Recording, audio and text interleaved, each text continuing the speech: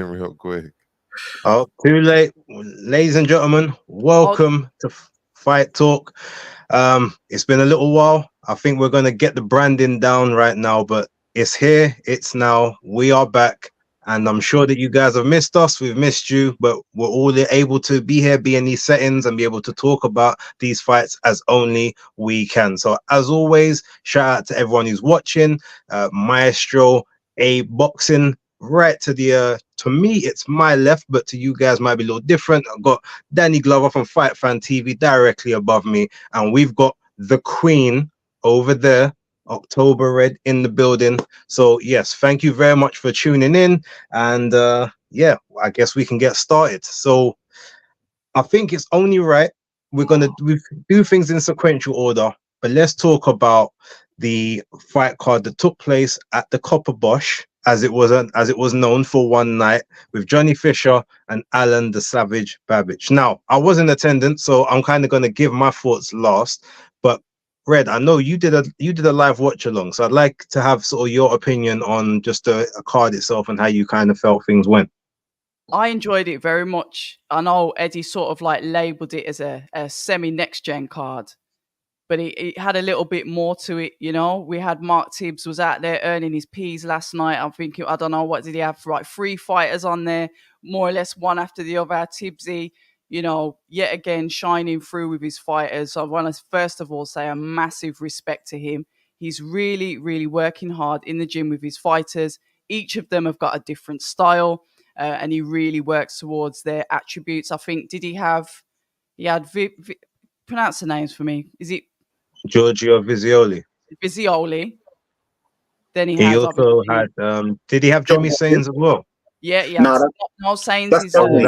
That was Sims, Sims. yeah. And I think John obviously Hedges, Johnny John Fisher. Hedges. Is it John Hedges. and John Hedges? That's it. Yeah. So he really earned his money last night. Shout out as well to Yasmina, and I'm not going to try and pronounce her surname because I'll get it wrong. That's a no. Yeah. Credit to her. I did say that she was going to win that fight, and you guys can back me up on that. You said she can win that fight. You didn't say she's going to. Well, I didn't say the other one could, so I'm going to say that was me saying that she was going to win. Come on, choice of words. Stop that. Okay, cool. Fair I enough. rate her. She went in there and she put up a good performance against Shannon Ryan. She did the same and even better. She said she went away. She had sort of like a warm-up, stay-ready fight with Gemma Rueg. And those of you that are on the circuit will know, you know, Gemma Rueg is one of the tough girls that's out there that kind of like serves up for all the up and coming fighters. So she went in there and really put on a really good back foot performance against Maisie that just couldn't seem to settle into a rhythm. But I will shout out Tony Sims as well, because I think we were going into round number 6 and Tony just told us straight. He told Maisie straight, look, you're down 4. You know, I think you've won 1 round here. We're in round 5. You're down 4. You've really got to start upping your pace. You got to do something because you're down. Just straight up, honest, no back rubs. No, you're doing okay. Just literally, you've got to start to win this fight. So I really like that from him. It was refreshing to hear. But obviously, Maisie just couldn't catch up with the rounds. And I think the right girl won. It was nice to see her there come in as an away fighter, similar to what happened with Gemma Dolan the other week, as an away fighter, and collects the belts, emotional after. So yeah, I really enjoyed watching that fight, and hopefully we'll see Yasmina back on the card. Notice that Callum Simpson was in the corner with her as well. So shout out Dickie's gym, good gym. Yeah, I enjoyed it. I mean, Reece Bellotti, phenomenal. Lovely work. Punching and moving, angles, body shots, working the head, the body. Beautiful. I reckon that his opponent will be heavily regretting that he didn't start earlier, that he really didn't come into himself when he could have done. There were opportunities. He just seemed uptight, tense, high guard, potentially just throwing in the counters when he could. But really then went for it in the last, 10, 20 seconds of the final round. I mean, if we saw more of that earlier, it might have made for a more entertaining fight, but it was very one-sided. So I love that from Reece Bellotti. And obviously, I'll leave the main fight. I'm sure we'll all have our 50 pence worth on that 36 worth of seconds of a beatdown. But yeah, I enjoyed it. I loved it. Good stuff. Good stuff. All right, look, Danny, your floor is yours. How much did you take of the card, and what was your sort of opinions overall before we talk about the main event? Well, I didn't see much of the undercard because I was at my friend's 40th yesterday. But the bits I did see, I saw Jimmy Sains. Good performance, but I do feel that the ref just decided to stop it because it seemed maybe the crowd probably wanted to watch the football a bit more because it was literally on. It was on the bell. Yeah, yeah. The bell went, and then he just goes like the guy didn't just survive the round, and he got into the last round. It's like you kind of just it's like you just had enough of what you like. He wanted to watch the footy, like he had enough of repping, doing a job for a bit, so he just gave Jimmy the stoppage, which I didn't think was very helpful. He's got 6 wins, 6 KOs, but at some point you need to let the guy get the rounds that he needs at the end of the day and see if he can actually get a real stoppage in that sense. Obviously, he got real stoppages in the past, but that one, it probably may have gone to the cards. But yeah, he kind of cheated the fighters and well, I wouldn't say the fans because the fans was more interested in the football, but it is where it is. So yeah, Jimmy Sains moves on. So well done to Tony Sims there. Well done. Congratulations to October Red. She did call it in the chat. I know, she needed to use her politically red Labour Party choice of words. So she did predict that Zappa or Zapatochna. Yeah, Zapatochna was going to get pretty gal boxer. Yeah, we'll call her that. Yeah. Spice Girl. She had the abs and all that. I remember when she fought what's her name? Shannon Ryan. She had the abs and all that guy, and she was in good. She's in good nick. Married men are the worst, Where too them a pop out here that look at her abs for. I'm going by. I was doing media critique from a coaching perspective. I do. Keep digging, Danny. I'm looking to get into a bit of strength and conditioning. So I'm just from a boxing observation. She's in great shape. Do you ever hear me talking about boxers' abs on here? Do you ever hear me like, abs, fighters' abs? No, but we talk about their chocolate skin, though. So like, listen, we're not going to talk about what goes on in the WhatsApp. Oh, is it? No, we're talking about on here. Well, I don't know what you mean, Well, honestly, I don't know what you mean. Shout out to Henry. I know he talks about you looking at people. Henry's too busy watching other people. That's what's creepy about Henry. But shout out to Henry that hates. Happy birthday to him. Let's not act like children here, guys. Let's bring it back on topic, please. Sorry, parliamentary procedure. But yeah, those are the things I did watch on the undercard. So yeah, we'll move on. All right, Maestro. I know you was obviously busy in transit to the top rank card. How much did you see of it? So 100%. So well, first of all, big up to England for getting that big win yesterday. I started my sports watching day watching England against Switzerland. And I missed most of this card, to be quite honest, because I was really hoping that Turkey, and we got to say Turkey, now not Turkey. They were taking on the Netherlands.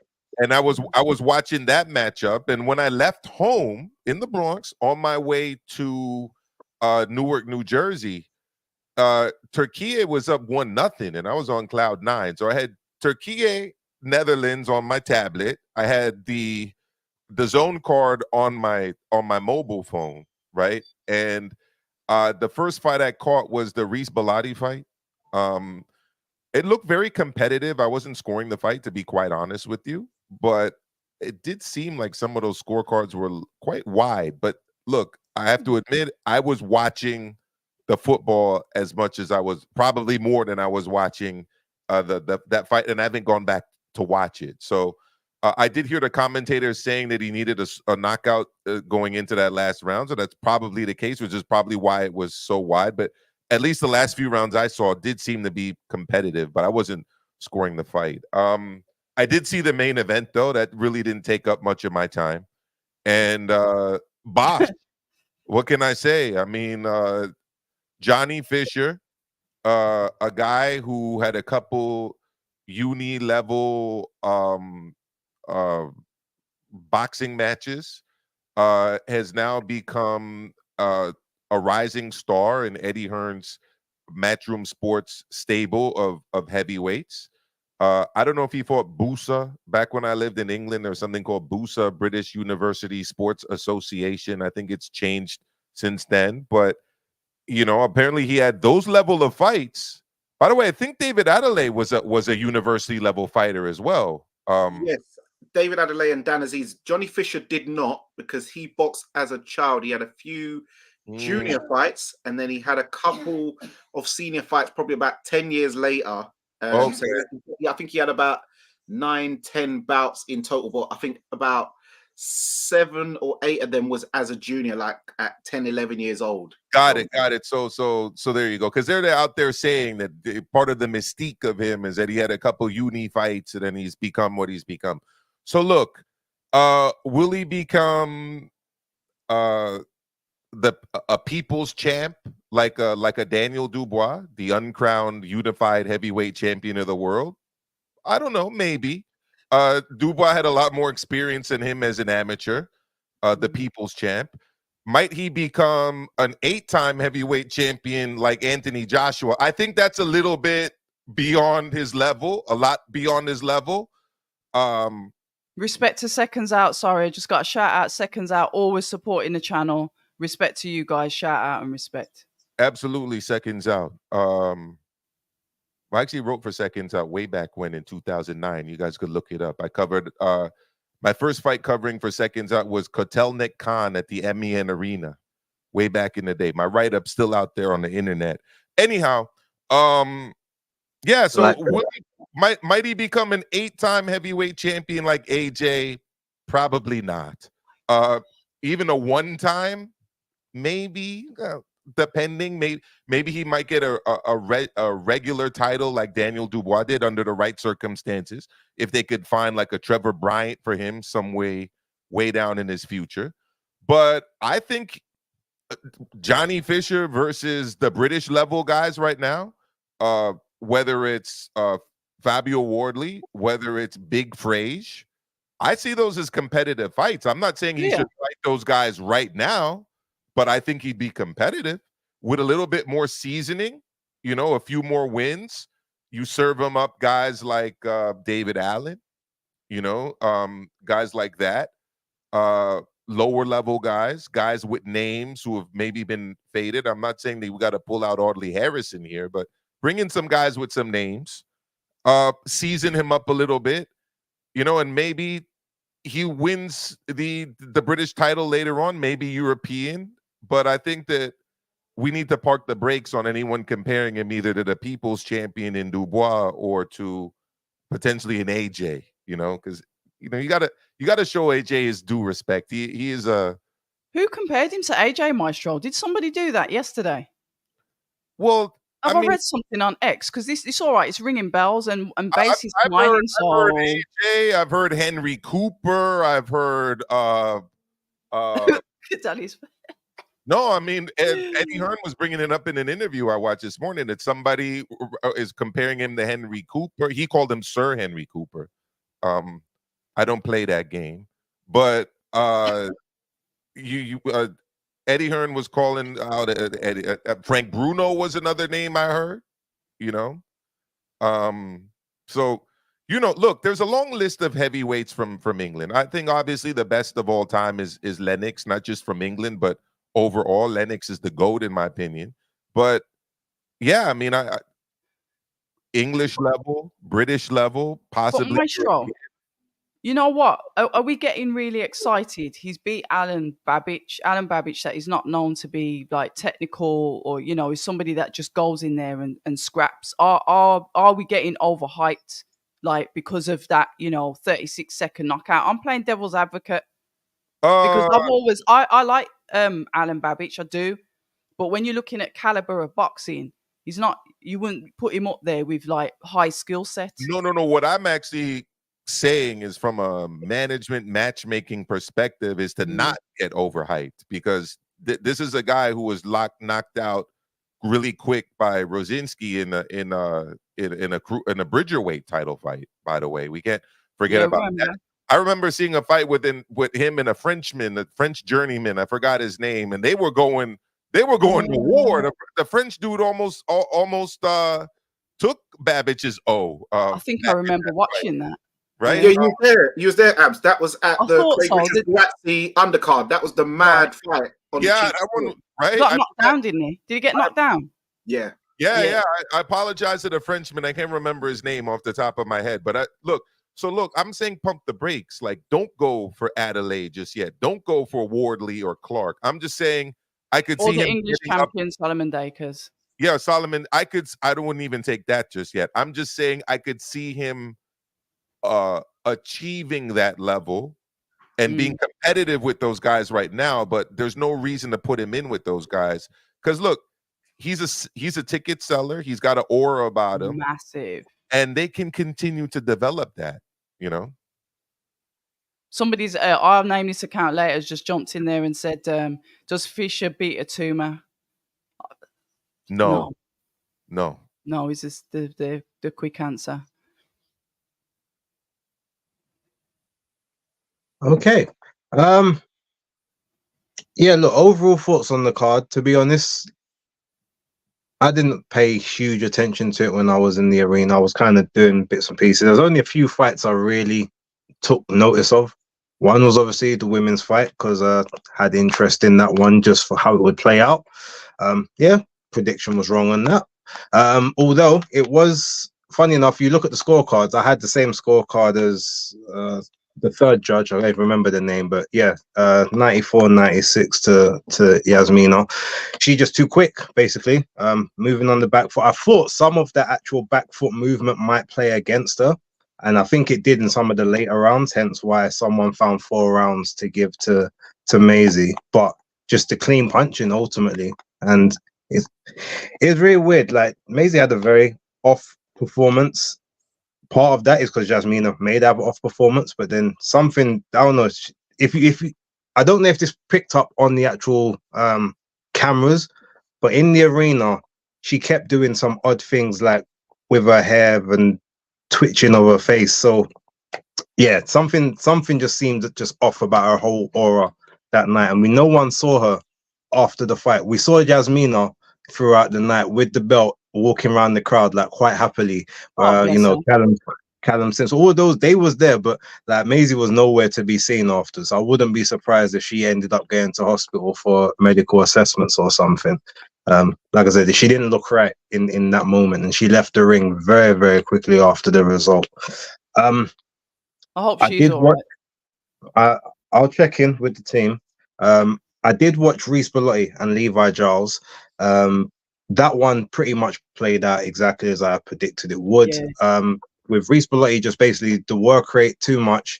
Levi Giles, as you guys said, took way too long to get going. He had a good 8, 9, and 10, where it was competitive. He won the 9th and the 10th quite widely, to the point where, as you said, if he had stepped on the gas a little bit earlier, if he had done it around earlier, he probably could have got a stoppage, which is funny to think of considering he's only got 4 stoppages in 17 fights. But he had Reece Bellotti hurt very badly in that 10th, and he also actually had him badly buzzed. I think it was in the 6th round, but he didn't follow up quick enough. And Reece Bellotti managed to smother him, and then he actually got back into it and started punching him in the smother, and he managed to clear his head quite quickly. But yeah, the warning signs were there for that one. In terms of the main event, I mean, yes, as we're all pretty much going to say, it was 36 seconds. Now, first things first, Johnny Fisher did what you're supposed to do. Like, you keep the range. You stop the other guy from being able to use any advantages he has, and the advantages Alan Babic has is that he can sort of get under punches, but it's almost like number one, he didn't get going. Number two, he may have been cold. He probably got caught cold, especially after Johnny Fisher's long ring walk. Because once Alan was in the ring, they had one song walking him to the rampway. Then they had a big graphic. Then they had an announcement. Then they had him standing. So he was in the ring for about a good 5 or 6 minutes before Johnny got in there. So he could have cooled himself down. But yeah, when those punches came in, from that very first punch he took, he said, "Oh yeah, he ain't taking this punch well." He said that he felt his punch resistance was back after Steve Robinson fight. Yeah, I think he got a stark reminder that there's levels in punching. And from that very first shot, it was just over. He didn't actually throw one shot in the entire 30 seconds. It's not even like they tried a bit of a trade and he got caught with something. He just walked forward, hands not even up where they needed to be. Barrage. Then made the cardinal mistake. Same thing he did in the Rosansky fight. Got up too soon. Legs weren't under him properly, and obviously he started breakdancing in the ring, and to the point where the ref was like, "Okay, yeah, I can't let you carry on." Even though as soon as the ref waved it off, his legs came back. So it's one of those unfortunate moments. If he had just taken another 1 or 2 seconds before getting up, he may have been able to shake that off. And even if he got knocked out later on, he may have been able to make it a bit more competitive, or said, "You know what, I'm just going to go for broke." So it felt a bit anticlimactic in the arena, but obviously everyone was jubilant in elation. It was getting a bit late, so I'm sure all the Essex lot were just happy they could get on their way back home. It made the press conference started a little earlier than it would have, so can't really complain at that one either. But no, it was overall, I mean, it was good. The only thing I'm concerned about, and it's funny because I was gonna ask this question in the press conference afterwards, but I couldn't be bothered to go around and ask more than one. But I was going to ask, is there any more sort of tentativeness about matching someone like Fisher tougher? Because obviously Eddie's mantra is no easy fights, and that it's been that way since lockdown. But with someone like Johnny Fisher, who is such a promoter's dream, like young, hungry, aggressive, big puncher, big fan base that shows up and shows out every single time, sells a huge amount of tickets. You want to kind of keep that train on the tracks for as long as possible. So I would just wonder, are they actually going to look for these quote unquote step up fights, these English level, these British level fights now, or are they going to wait for those guys to move on, then jump in there to have that as the next moniker until you get to that point where there is no return? A bit like what Frank Warren used to do. And then you finally just throw them in the deep end, like right towards the end. That would be interesting to find out overall. But big congrats to Johnny and the team. Obviously, he's a very good, personable guy. He works hard, and he's even said that he's been, tweaking his training, his diet. He's starting to cut out a bunch of the stuff that he was doing before because he wants to step up these levels, and he knows the sacrifices, the extra 1% and the 2% are going to have to be there. So we'll see where he gets to. I don't have any illusions of him being or getting to that world level, but I reckon he could sort of reign in and amongst that British, maybe that fringe European level. And depending on the run of how everyone else shapes up and who sort of drops out and comes into the division, then maybe maybe a couple vacant titles in the future. But hey, there's years to go. Let's wait and see. Dani. Yeah, with Johnny Fisher, great performance. Very explosive. I did label the fight the Savage Bull, and hey, Johnny Fisher was a savage bull in there. So yeah, great performance. And what I think he will towards the end of the year probably go for an English title. But as you said, I think Eddie is quite smart, so he'll wait for the current guys like David Adelaide, Solomon Dacus to probably move on. And then what he could do is he could match him with someone like TKV for the vacant English title, because I think that would be, I didn't think of that. Yes, that would be an even fight, and I think that would be a good English title fight. So yeah, I think that could be. So hey, if it gets done, then hey, as Basedakid says, I want my 10%. But yeah, I think tribunal base. Yeah, but as far as people saying is Johnny Fisher the next AJ or what's his name, Henry Cooper? I'm like that. He doesn't even fight like them. If anything, he probably fights more like Joe Bugner if we was to actually compare him to anybody.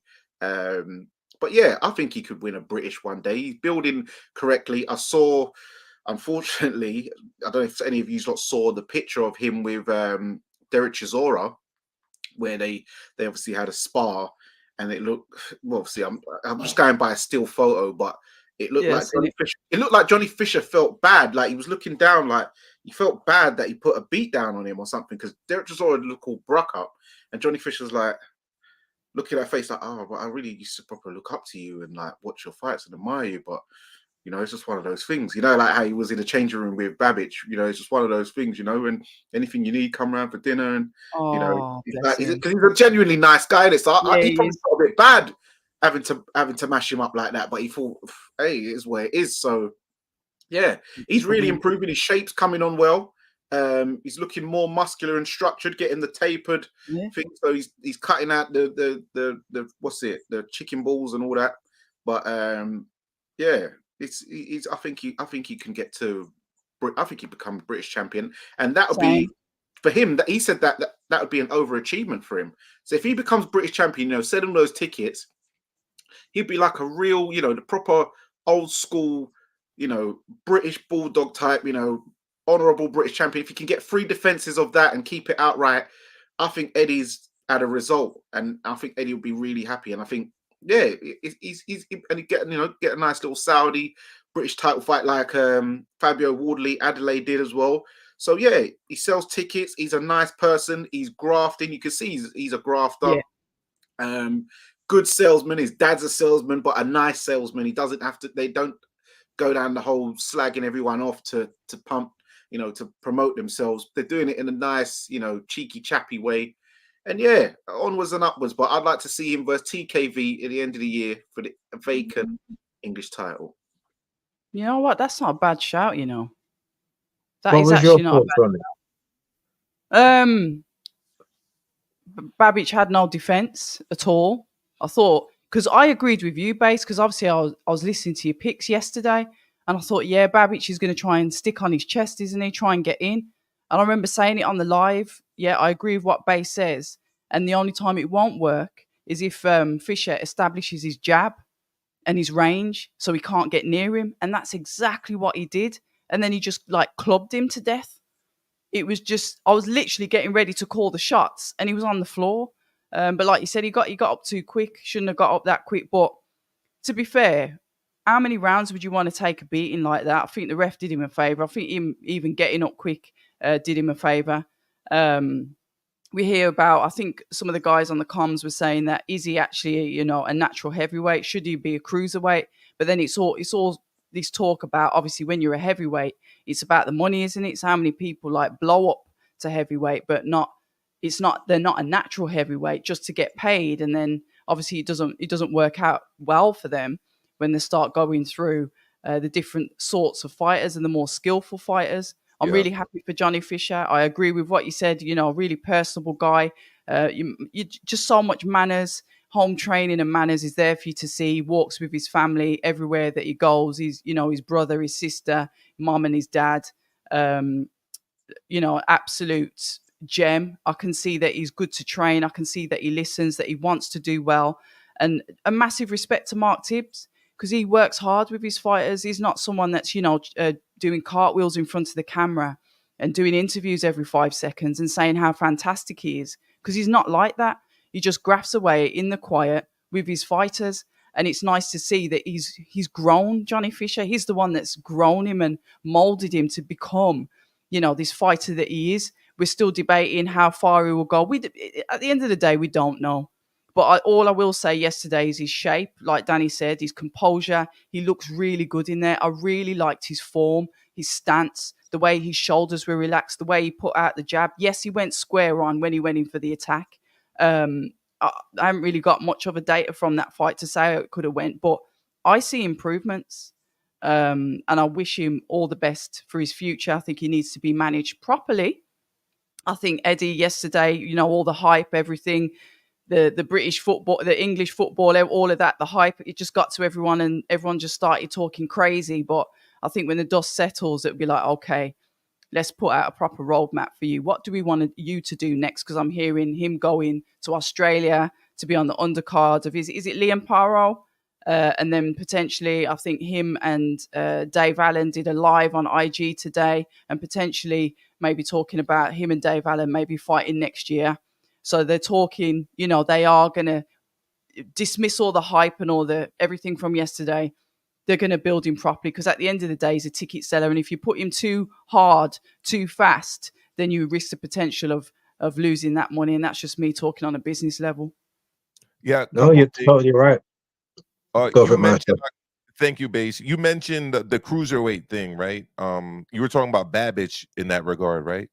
I agree with you 100%. I mean, undersized heavyweights need to be extremely highly skilled to have success against really big heavyweights. Very few people have done it successfully. One of the guys that did it most successfully actually was Chris Bird, who I'm sure you all remember. He had a very respectable run as a heavyweight. Was actually a natural middleweight, super middleweight that packed on pounds to move all the way up. That's just not Alan Babbage. He doesn't have skills like that. So that's the first thing. Another thing that you mentioned, October Red, that had me thinking, and this is what I would actually probably do if I was managing and matchmaking for Johnny Fisher. You position him to get the British title, just like Dani said, right? You wait it out, you get the British title. Then what I would do is I would have him as the British champion taking on the Spanish champion, the Italian champion, the German champion, the Australian champion. So you're taking on national champions from other countries. Back in the day, boxers from the United States used to do this, including Muhammad Ali. Like, they do on these little tours and fight like the national champions of various countries, right? Now, boxing has fallen off a lot since that time, because we have so many world title belts that being an Italian champion or a German champion or even a European champion means less. But, I don't think he's quite ready for European level yet. If he does become British level champion, defend that title, but then also do like regular, English Bosch versus Italian and German and whatever, Australian, and you get to build up his fan base like that too. So I think I would do that. That's a very good point, actually, because then if you beat the German champion, the Spanish champion, the French champion, then really you're going around being a continental champion by right, without having to hold on to that silly little belt, but you're actually doing it the legit way because you're cleaning up the continent. Imagine that. So that's actually, because theoretically they should all be at the same level as such, and then it's fair competition. I really do like that idea, Maestro. Yeah, I think it's in line with football too, with the Euros, right? And even less. I mean, at a club level, you've got UEFA, right? And you've got that too, where you do well on the English scene. You get to test yourself against the best from League One in France or the Bundesliga or Serie A or La Liga in Spain. Do it in boxing, right? Because I don't think he's ready for those couple next steps before world level. So this is a way to develop him, I think. Yes, and what I like the way he did that kind of stiff arm thing first before he let off the combination. But this goes to show you that, you see, Mark Tibbs, because he was actually a good fighter, actually. I don't know if any of you guys Belotti's trainer was his trainer. Reece Belotti's trainer was his trainer. Oh, is it? Yep. Oh, well, there you go. See what I'm saying? So I remember, if you watch footage of Jim McDonald, is it Jim McDonald? Oh, Jim McDonald. Yeah. He was James DeGale's trainer. There you go. Yeah. He's a fitness freak. Like Tony learned. He runs miles, isn't it? Yeah, Tony Sims learned his fitness regime. Like, everyone talks about the Sims Gym's fitness, but Tony learned that from Jim McDonald. Nice. Yeah, so, proper veteran, man. So people learn under people. You see the tutelage. There's a lineage. Do you know what I'm saying? So yeah, you can see Johnny Fisher. He's been working on stuff, and it's good. And what it is, because he's got that rugby background, because he used to play rugby. So he's actually a very physically strong guy. So even inside, if he has to start getting inside in the clinches and inside fighting, he's going to be a problem to deal with. That's why he is a bull. He is a bull. But that should make him very durable as well, because Conor Walker was also a rugby player, and we know how durable he is. Rugby and boxing seems to work pretty well because it makes really durable fighters. Yeah. So yeah, man. Well, yeah. Yeah. Good things for the future for Mr. Johnny Fisher, man. Big him up. Okay. By the way, I want my 10% too.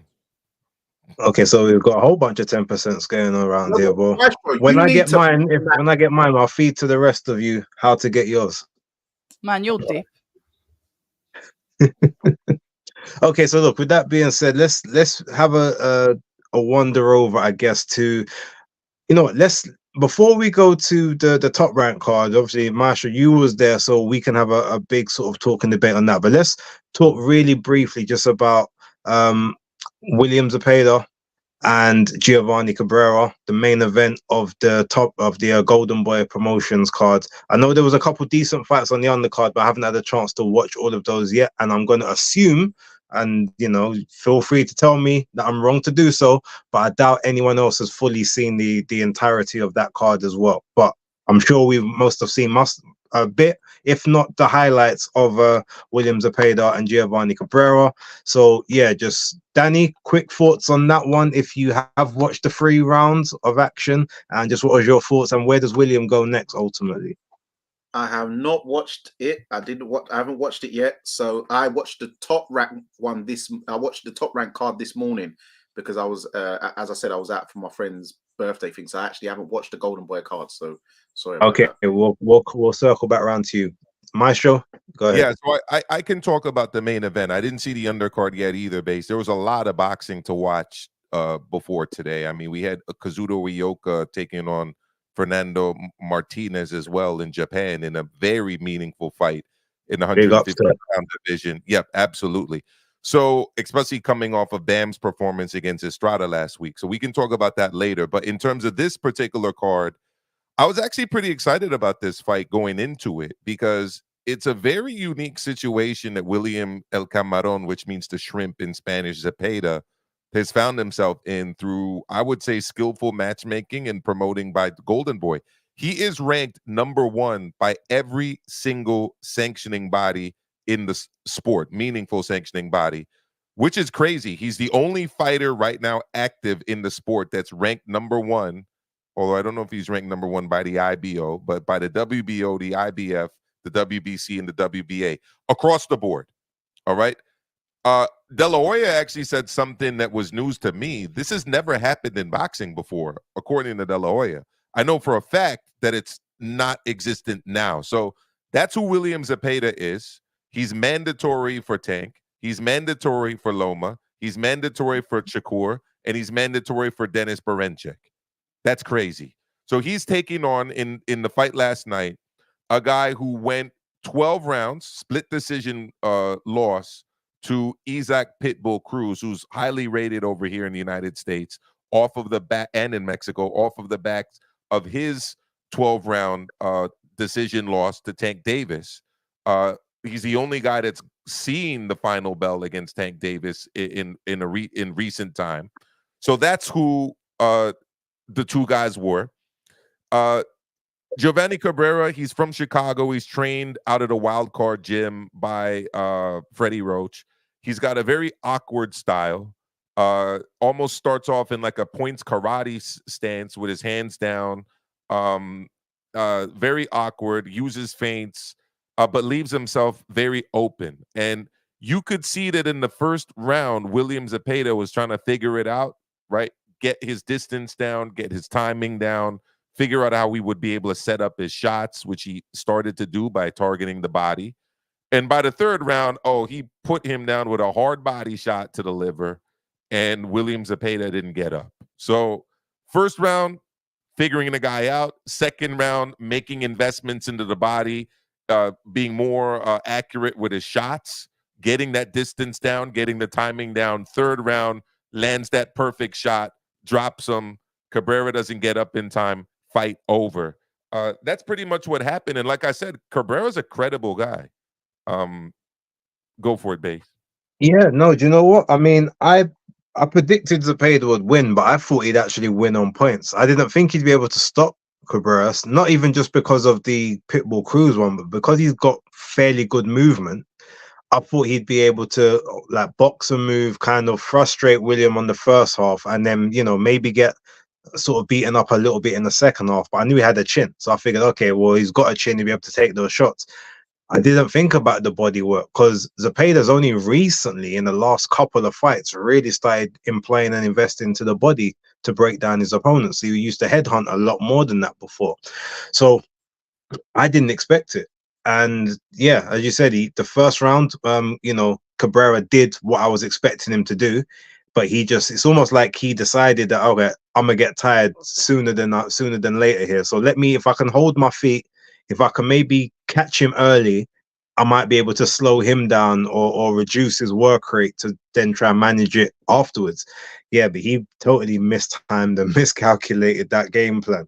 And yeah, unfortunately, we talk about the body shot. It was a vicious body shot. Took him down, obviously, and there were a couple others catching him on the way down for good measure. But he could have got up. So he did decide he ain't want no more, because he got up straight after that 10 count. He's looking, he's smiling. He's like, it's not even like he's grimacing. He's smiling on one knee, like, yeah, this ain't gonna go my way. And he chose the path of least resistance, which I'm not gonna knock him for. But when you just look at the Mexican culture and that sort of Latin American, you're not supposed to just stay down like that. So I don't know. Although luckily, because he's not looked at as a person that is supposed to be trading on his toughness, he may not get the same backlash as the others do within the community. Hoping. But yeah, otherwise, look, William Zepeda, he's got his run of the place. But here's the funny thing: as much as he's got the number one spot everywhere, I don't know how quickly Golden Boy are going to be to enforce a mandatory for any of those belts, because they've shown as of late that they're not particularly willing to risk the prime guy, because I think he's like their last remaining hope, because you ain't got Ryan no more for whatever that was worth at the time.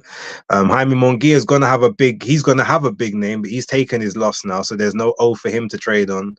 William Zurdo's a free but agent. yeah, Zurdo's a free agent, and then you got Virgil Ortiz, sorry, who and we don't know what his health is truly saying at this point in time.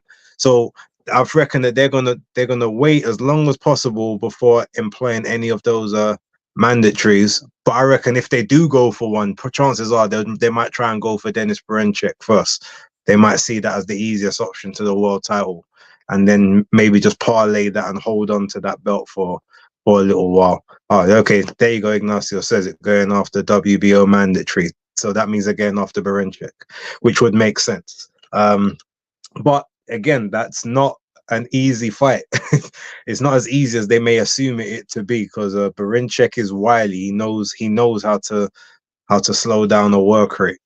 And if he did it with Navarrete, there's no reason to say that he can't do it with someone like Zepeda, although it will be a tough ask. But if anyone could do it, them Ukrainian guys can. But yeah, look, congrats to him. It was a nice, solid performance. Let's see what kind of happens moving forward with that. But since that is pretty much that out of the way, none of us saw the Masvidal and Diaz card, including, obviously, you had Kamel Moten was on the undercard for that. So was Danny Jacobs and Shane Mosley Jr. But again, yeah, I saw that he won. I saw part of that fight. I had a stream and I was watching part of it, but then I switched over to try and get onto the Top Rank card, which I finished watching earlier on today. Now, because you was there, Maestro, you kick it off. You can give us the lowdown on everything that was happening, all of the fantastic work, Abdullah Mason, Keyshawn Davis, Kelvin Davis. Talk us through how was it? For sure. So I mean, the first fight featured heavyweight prospect Ali Feliz. He's out of Connecticut. He's managed by James Prince, who also manages Shakur, Abdullah Mason, Jared Big Baby Anderson. The fight went the distance. He faced a tough kind of guy, I think, with a bare knuckle fighting background as well. He is an undersized heavyweight. Ali Feliz. I think Another one. yes, I think he'd be. I'm actually significantly bigger than him. I actually walked by him at the arena. Sizing And man up. yeah, I mean, look, so when I see a heavyweight that's smaller than me, I usually say to myself, that guy should probably fight at cruiserweight. You know, it was he didn't stop the guy either or drop him. So talking about Abdullah Mason, he fought a guy at Puerto Rico, LeBron, who's featured on a lot of top ranked shows, known for his toughness, known for going the distance. He got absolutely butchered by Abdullah Mason. It was a one-sided beating that his corner rightfully stepped in and stopped, because that was going nowhere good for LeBron. And Abdullah Mason, what I love about him is that as a young man, he mastered the fundamentals. I like to see guys master the fundamentals before I see all of this, flashy stuff against area title guys, and then you go to distance, something that we've seen in the UK recently. I like my blue chip prospects to master the fundamentals. What has he mastered? Balance, footwork, timing, right? Punch selection. He fights at levels. He attacks the head, he attacks the body. He works at angles. He creates openings for himself using feints, right? His punch technique is spot on. And he has something that's very difficult to teach. You can improve it, but you can't really teach it. This dude has punching power. I mean, I was sitting at the floor level, couple rows back from the ring in the media section, and I could hear the viciousness of his shots. As you guys would say out there, the spitefulness in his shots. And what I like about him, he's techie, man. I mean, he is technical with it, So very good performance against the guy who was actually brought in to test him, LeBron, and give him rounds. And he worked the body, hurt him to the body, worked the head, hurt him to the head. Base, I know you want to jump in on Abdullah Mason, so go for it. No, I just want to say real quick, I agree with everything you said. Special talent. But one thing that I noticed in this fight and in two of his previous fights, and again, it may be because he's just not worried about these guys, but he's not bringing his hands back to into defensive mode. So even though he's not taking any big shots and he's riding some, like he's still allowing himself to get hit in those pockets rather than trying to either parry those shots to then create another opening to go over the side or catching counters. It's a minor gripe right now, but I did see it a couple times. And obviously, as you said, LeBron is a tough guy who's supposed to just kind of go rounds. But if it's a habit that obviously continues moving forward, it just could become something. So I just wanted to and I don't know if you saw it in the arena, but I saw it when I was watching. No, I did. He's using his feet more now at this stage to get in and out of range, defensively in his head movement more than he is blocking techniques. So that is something I agree that we can see that facet of his game added to his game. But I think in terms of speaking to him as well, a lot of offensive minded people, and this isn't just boxing, this is other sports as well. They think that a good offense is a great defense. Now that works at a certain level to your point base, but once you step up the ranks, you got to have that defensive capability as well, and can't just rely on the fact that your offense is so intimidating, is so fast and so powerful that in itself is preventing your opponent from essentially throwing back and trying to get off their work. So that's a very good point. As for the Kelvin Davis fight, he fought a guy named Kevin Johnson, who I thought gave him a very good fight. I don't think Kevin Johnson was treated fairly on the scorecards as well. That fight was far more competitive than the scorecards would indicate. You guys can go watch that. Keyshawn Davis, foul-filled fight. Unbelievable that the referee didn't take points away. Both guys were fouling nonstop. Keyshawn was pushing a lot on the inside, using his forearms to move his opponent, Madueno, back. Madueno was, hitting anything he could hit. At one point, lifted up Keyshawn Davis and almost threatened to body slam him. Almost hit the referee in one. No, he did hit the ref. He caught him. Yeah. Well, Hit him in the eye. I don't have the benefits of replay where I am, so I'm seeing it there live, and I'm seeing the angles that I'm seeing it from. I saw Again, that bit on Twitter. no point taken away. By the way, I think Abdullah Mason beats Keyshawn Davis based on what I've seen in the last few fights, and Abdullah Mason actually has more fights than Keyshawn does too. By the way, so even though Keyshawn's being platformed more, probably because he's older, he's 25, probably because he's got the Olympic pedigree. But I think that the blue chip prospect at 135 that Top Rank has is Abdullah Mason. We go to the co-main, and this is the one that caused a lot of controversy. Oshaki Foster, boxing, moving, counter punching, hitting accurately. Conceição moving forward, throwing a lot more, not necessarily being accurate. You have 3 inexperienced judges, especially at the world title level, judging this fight. Always a mistake, by the way. And I was saying this earlier on my own live stream. You guys can go and check it out later. Unfortunately, boxing judging is a very subjective endeavor. Boxing has more in common with figure skating and gymnastics than it does in terms of the way it's officiated than tennis or volleyball or football or basketball or all of these sports where we're now using technology and there's sensors all over the place. It can tell you if something's inbounds, out of bounds, whether it passed the line, didn't pass the line, was a goal, wasn't a goal.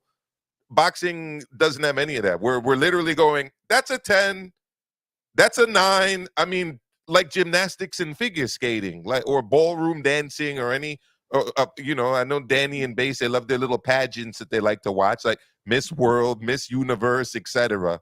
So these unnecessary shots. I thought you was going to say about the Olympic diving.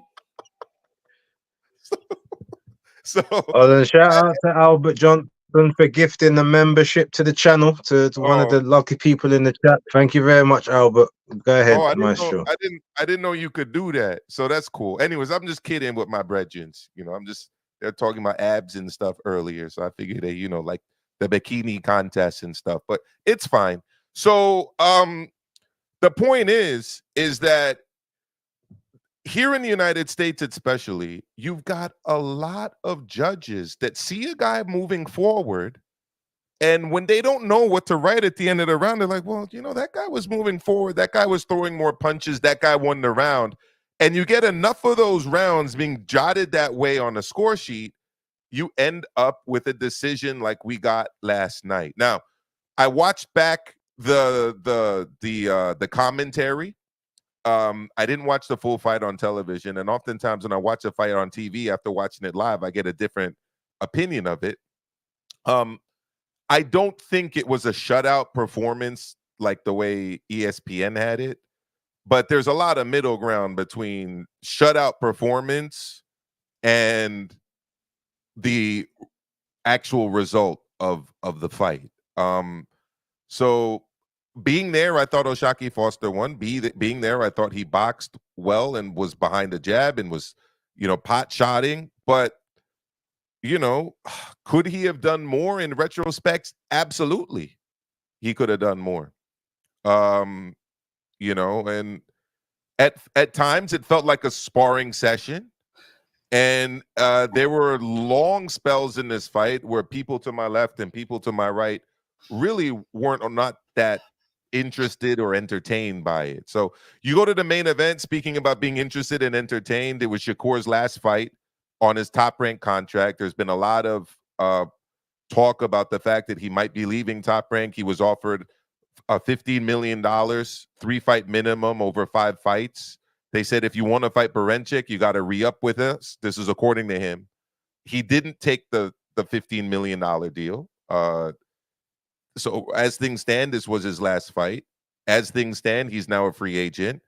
But going into a free agent situation, you'd think he would have really been trying to put on a more spectacular performance.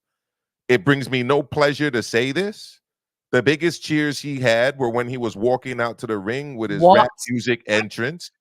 There wasn't that much cheering of his actual performance. And by the 9th, definitely 10th round, I'd say started really in the 9th, there were loud boos, and people were starting to leave the arena. The commentary sounded bored. The commentary team sounded bored, if I'm honest. Yeah, and this was in his hometown.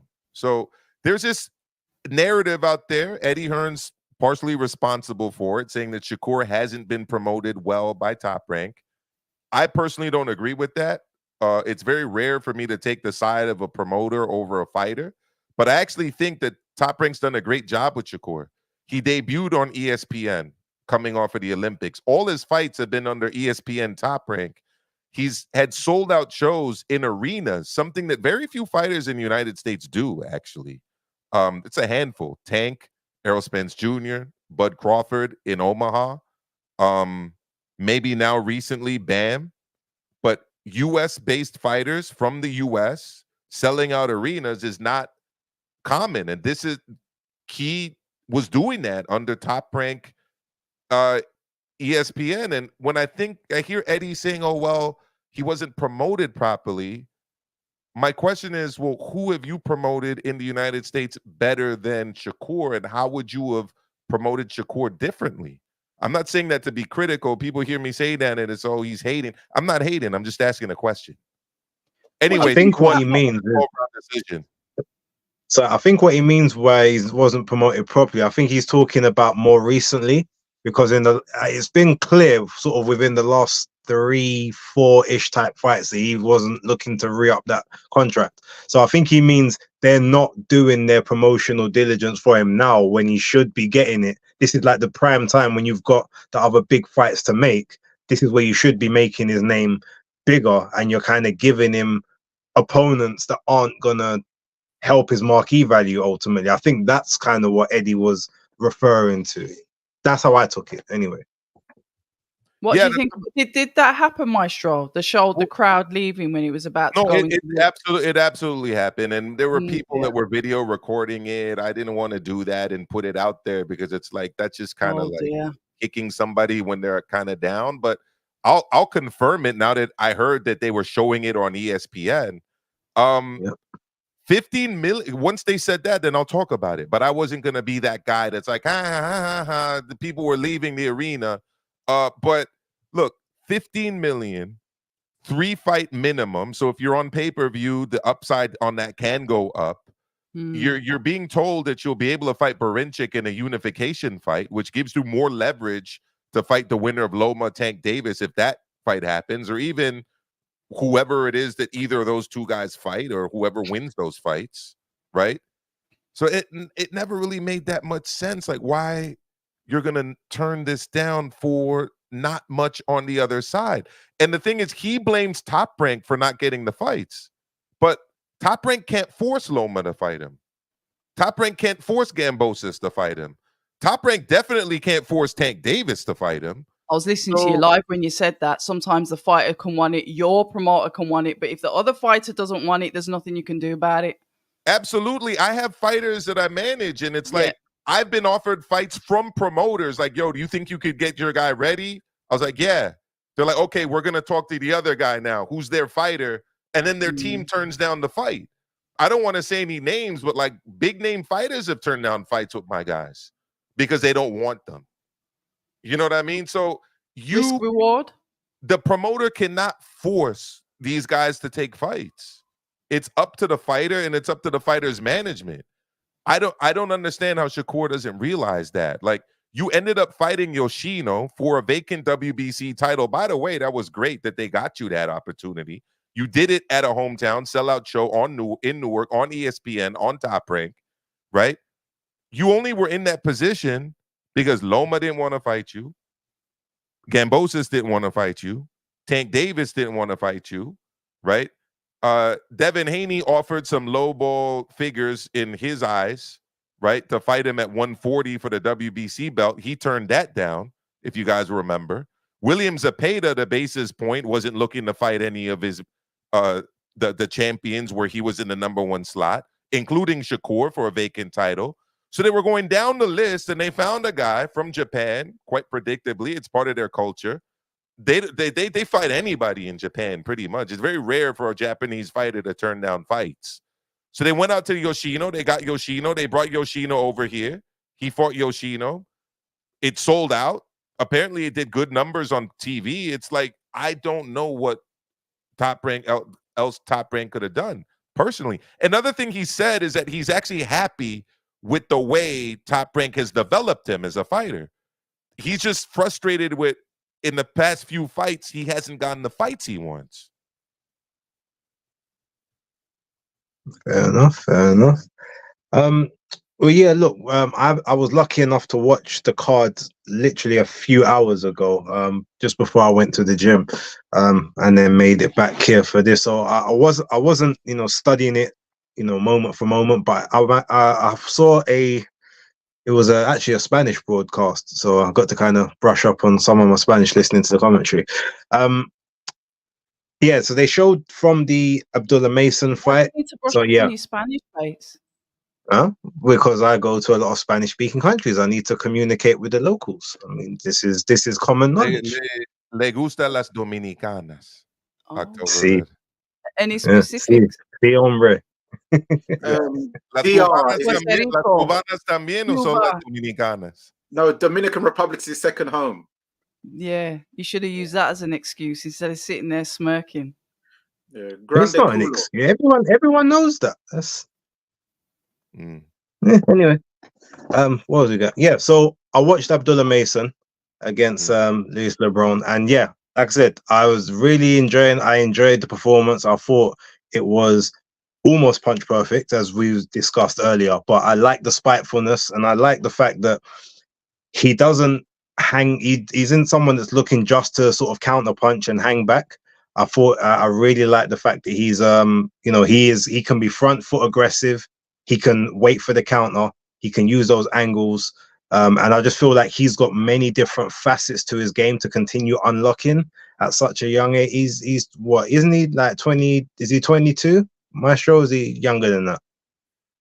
Cormel Morton? Sorry, no. Sorry, Abdullah Mason. Talking about Abdullah Mason. Yeah, I think he's younger than that. I think he's under 22. Okay, it might be 2021 then. Yeah, I'm pretty sure he's 20 years old. I'll check. Okay, so yeah, there you go. So 20 years old. Yeah. So when you look at obviously that and you see how multifaceted he is now, it's quite scary to think what he can become if he remains disciplined, which is obviously the biggest thing, and especially in a lot of the young talented guys' careers. Do they want to stay disciplined? Do they want to remain on track and all of that? But yeah, really enjoyed it. Spiteful, as you said, punching power, knows where to place those shots, knows where to find those. Like, it was almost those pressure points. You used to watch those old kung fu movies and they teach you about the pressure points, and you strike and you strike that one point and you keep striking that one point. Like, he definitely seems like that in the ring. So thank you, Base. I've been telling fighters to do that. Go for pressure points for ages, but they don't listen. It's a cheat, but it works. You got a lovely one in your neck, but I don't need to go there. Yeah, that's not a legal punch. Well, if you miss the head, it might be. No, the neck is legal. The neck is legal. Yeah, well, not the part of the neck she's referring to. As long as it's the I'm side not about a throat punch, not the back. But no, pressure points, man. Pressure points. I like what you've said there, because not a lot of fighters don't do that. I think the fact that he's very. Sorry, go ahead, Base. No, go for it. Go for it. No, I was just gonna say his faith, I think, is something that's gonna help him a lot in terms of his discipline as well. He's practicing Muslim. He does his prayers. He doesn't drink. He literally just lives and trains, and that's it. Bit like Daniel Dubois. Yeah. In Daniel's case, it's Christianity. In his case, in Abdullah Mason's case, it's Islam. But the fact is, he's grounded spiritually in something that keeps him focused on, not doing things that will hurt his career, as we've seen with examples of other people recently in the sport of boxing. Okay, fair enough. Well, in that case, I've got a lot less worries. But yeah, like I said, amazing talent, and probably it's scary to what he can become.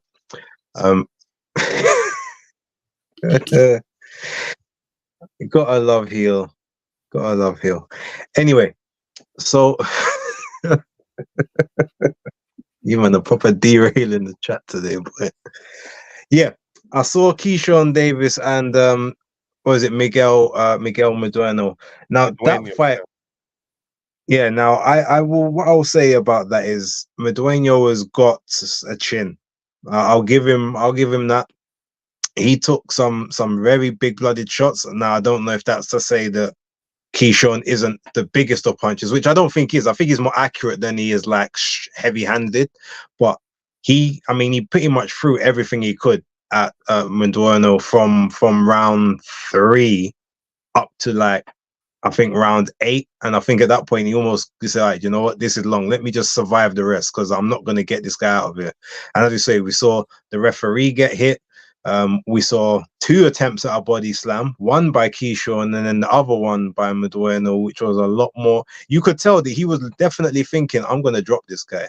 I think something just the back of his head kept him just in that moment for the ref to be able to jump in and say, no, wait, put him down. He literally picked him up like a child. It was a bit mad.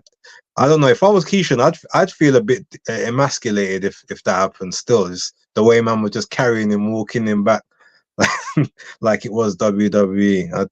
I would have had to throw a punch in that moment or something just to get my own back. But that being said, look, it was a fun performance, and I know Keyshawn said at the end of it that he he likes those kind of fights. I'm not gonna lie, he didn't really look like he liked it when he was in the ring. He looked like, okay, this isn't the script, this isn't what I want. Like, and several times he's dipping down, like bending down, like he's trying to take a knee to get the ref to sort of get the guy off of him. So yeah, to me, I think it was a good fight for him in terms of just like how, I guess, grueling it was, even though it was a pretty comprehensive like victory. But I don't know how many more of those you really want, especially when you're kind of still on your building process. But yeah, talking about chief support, Shaki Foster and Robson Conceição. Now I watched this fight. I wasn't actively scoring it at the time, but I was just watching it sort of round by round this earlier on. And yeah, like all of the clean punching came from Shaki Foster for at least 10 of the 12 rounds that I saw. A lot of the punches that Conceição was throwing were either hitting arms or they were missing. There was very few punches that got in up top, upstairs. Yeah, he was moving forward at times, but there was also times he was getting kind of pushed back a bit. And I feel like it's only because Oshaki was literally just that comfortable. He thought, I just outboxed the guy. And to be honest, to me, it wasn't like a masterful clinic. I'm not going to say that, but he comprehensively beat him on the back foot, very similar to what, as we said earlier, Jasmina Zapatochna did with Maisie Rose Courtney. Like just too fast, too elusive, out of the way, clean shots, 1-2. Every time I'm throwing my shots out, they're landing and causing effect. Every time you throw a shot, they're being smothered, they're missing, or they're being countered. And that's kind of what I saw throughout the majority of the rounds. So when I heard split decision, and then I see, Conceição with the victory, yeah, I thought that was a horrible work. And there again, we a lot of the time we don't really like to throw around, words, robberies and whatnot. I definitely think that was a robbery. We're not saying it was the worst one. I'm not saying it's the worst one I've seen, but it was very comprehensively done, because there's very few rounds, if I'm honest, that I could actually give to Conceição watching that fight. He just looked out of sorts for the majority of it.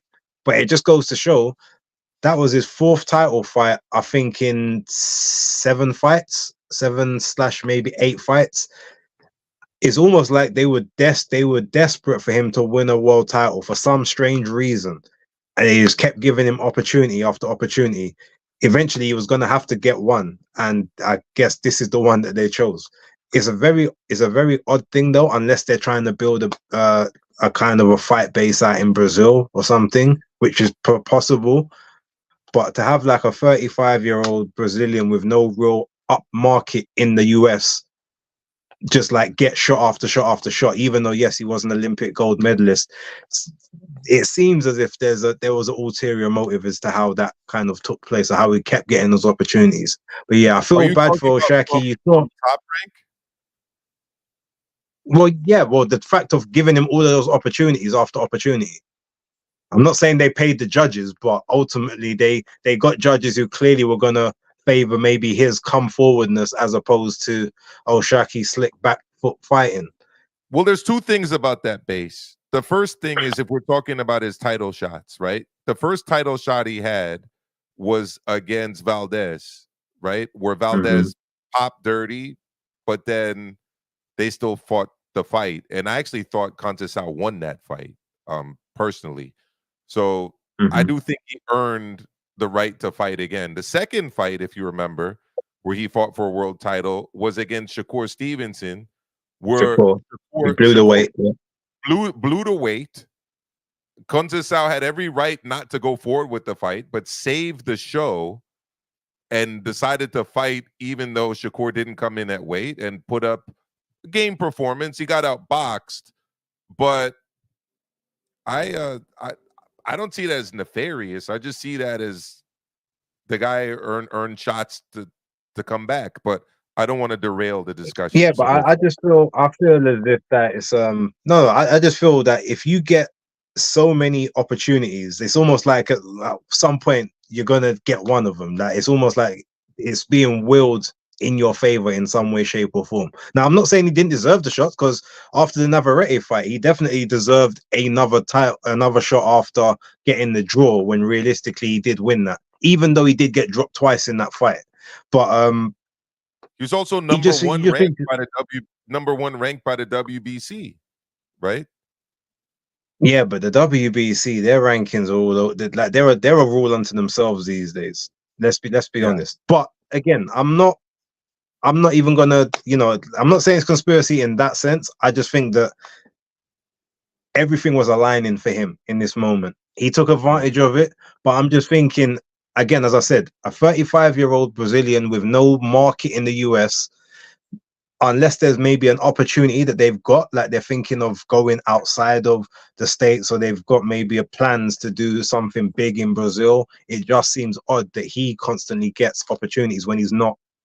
I don't believe he's a ticket seller. He's not that guy, kind of thing. So it's not even like there's reasons to keep bringing him back, apart from the fact that he was the gold medalist. So that's just my thoughts on it. If he was obviously from a more Spanish descent, it would make sense, because the USA, Latino culture or whatnot, but Portuguese is not really the same thing. But look, he got the victory, undeserved. Shaki Foster was, he was devastated, almost looked like he wanted to cry in the ring, and I wouldn't blame him, because when you've comprehensively won a fight that I think 99% of the people who watched it believed that you won comprehensively, to sort of get screwed on the cards like that. And it feels bad. He's got one fight left on the top rank card. He says he wants the rematch, but even Mark Krieger was saying, I don't know how readily they're going to give you the rematch, but you do have one fight left on your deal. Like, what do you want to do? He's like, give me the rematch. Don't ask me what I want. I've told you I want the rematch. Tell me about, I don't know if you're going to get it. Like, then that clearly tells you there could be a bit of an agenda. But yeah, feel bad for him. Outside of that, very quickly on Shakur Stevenson and Artem Haratunian, it was a pretty comprehensive performance from Shakur. He won almost every round after the first. I didn't agree with the 116, 112 card. The other two were fine, 119, 109, 118, 110. But again, it's just another unfortunate lackluster performance by Shakur. And not lackluster in the sense that he didn't do anything right, but he just didn't do anything extra to push on. And especially considering you're about to get into free agency, the impetus should be on you now to, even if it means taking a few more punches than you usually would, like get your market value up, because right now your value is in the toilet. You are a highly skilled but low value commodity. And if you thought that the 15 million 5-fight deal from Top Rank was maybe either beneath it, or you thought you can get more than that, I tell you now, Matchroom ain't gonna pay you more. Golden Boy ain't gonna pay you more. PBC can't pay you more because they ain't even got no fight dates at this point in time. Who are you gonna go with? Like Frank Warren ain't gonna pay you that. The Saudis ain't gonna have you over there having people booing you for 10, 12 rounds. So like you've just created a whole different problem for yourself. Especially if, as you said, Maestro, he was offered obviously the chance to fight Berinchek next. Obviously, yeah, that's not the fight he wants, but because it's a unification, at least it gives you the leverage to possibly get the other guys afterwards. But yeah, winning the fight the way he did in the corner, you heard him. Like, oh well, you know, how am I going to be able to break this guy that he don't want to engage? And then they're like, well, you're gonna have to find other ways to deal with him. But ultimately, he couldn't. Then he puts on the you know, the t-shirt, you know, from Lomachenko and Bob saving his son from this ass whooping. Okay, maybe he is, but guess what? You're not bringing enough to the table right now for him to make it viable, unfortunately. 100%. So yeah, so I feel bad for him in one sense, but this is also like of his own making. When he said before, you know, well, you know, I'll do this for me, like as long as I win, I don't care about, you know, what you guys think. And that's what he was saying a couple fights ago, and it's now sort of coming around to bite him. And I hope he can get some big fights so that he can prove, as he's saying, that he is that guy that he thinks he is, or that he said we'll see the best of him when he's got the biggest fights. But also those biggest fights come with the biggest punches, and we've seen what you're like when you face big punches. So I don't know if what he's saying stacks up. I hope it does, but ultimately last night just wasn't the swan song that, you know, he needed it to be. So very interesting to see kind of what goes next with that. October, I know you saw a bit of it. Give us your thoughts, and then Danny, you kind of go and give yours I was afterwards. about to say, somebody else has said what I did in the chat. They watched a couple of rounds and then switched it off. So unfortunately, that's what happened with me. So I apologise. Haven't really got much feedback to say on it. You know, I was watching it and then I went running. I was listening to the commentary. The commentary sounded quite disinterested themselves, and they were sort of not necessarily commenting on the fight, but were talking about other things, which makes me think they're disinterested. I will go back and watch it, maybe not. But no, I didn't watch all of it. But what I do want to say is thank you to everybody that is here in the chat live. We really appreciate you guys. There's a little banner going across the bottom. You can subscribe to our individual channels. But what I will say halfway through this, because we've still got some other bits that we want to cover, is all four of us are going to be setting up a separate channel. Still debating on the name for it. But please check out our community pages, because we'll be posting the link for that channel. And this debate will then go on to just a sole channel just for us four. So yeah, future progression. And we're going to build that channel, and we'll do like the boxing talk. We'll do the hangouts. We'll do this, but on a channel that is dedicated to just the four of us. So thank you to everyone that's in the chat. We love it. We love the engagement. But if you could help the algorithm, please share, like, subscribe, all of that magical, but boring stuff for you. But we'd appreciate it as it helps the algorithm. Yes. So from what I saw, first of all, we'll start with Tony Pugilis's guy, Abdullah Mason. He's been championing him for a very long time. Tall for the weight, 5'9" for a lightweight. So, you know, tall for the weight, good punching power. As you know, as expressed earlier, he's very good at punch accuracy. His accuracy is very good. Good at doing those Beterbiev type shots. When you put the earmuffs on, going around the guard, hitting just like on the ear, behind the ear, around these equilibrium areas. You know, very stylish, good combinations. Seems very dedicated. He's from Ohio, originally from Cleveland, but now lives in Bedford, Ohio. You know, Ohio is a good stomping ground for a lot of good fighters over the years. You know, he's got those, well, he's even got those shorts similar to Adrian Broner, who's from Ohio, but obviously seems a lot more level-headed. Alicia Baumgartner's from Ohio, Sean Porter's from Ohio.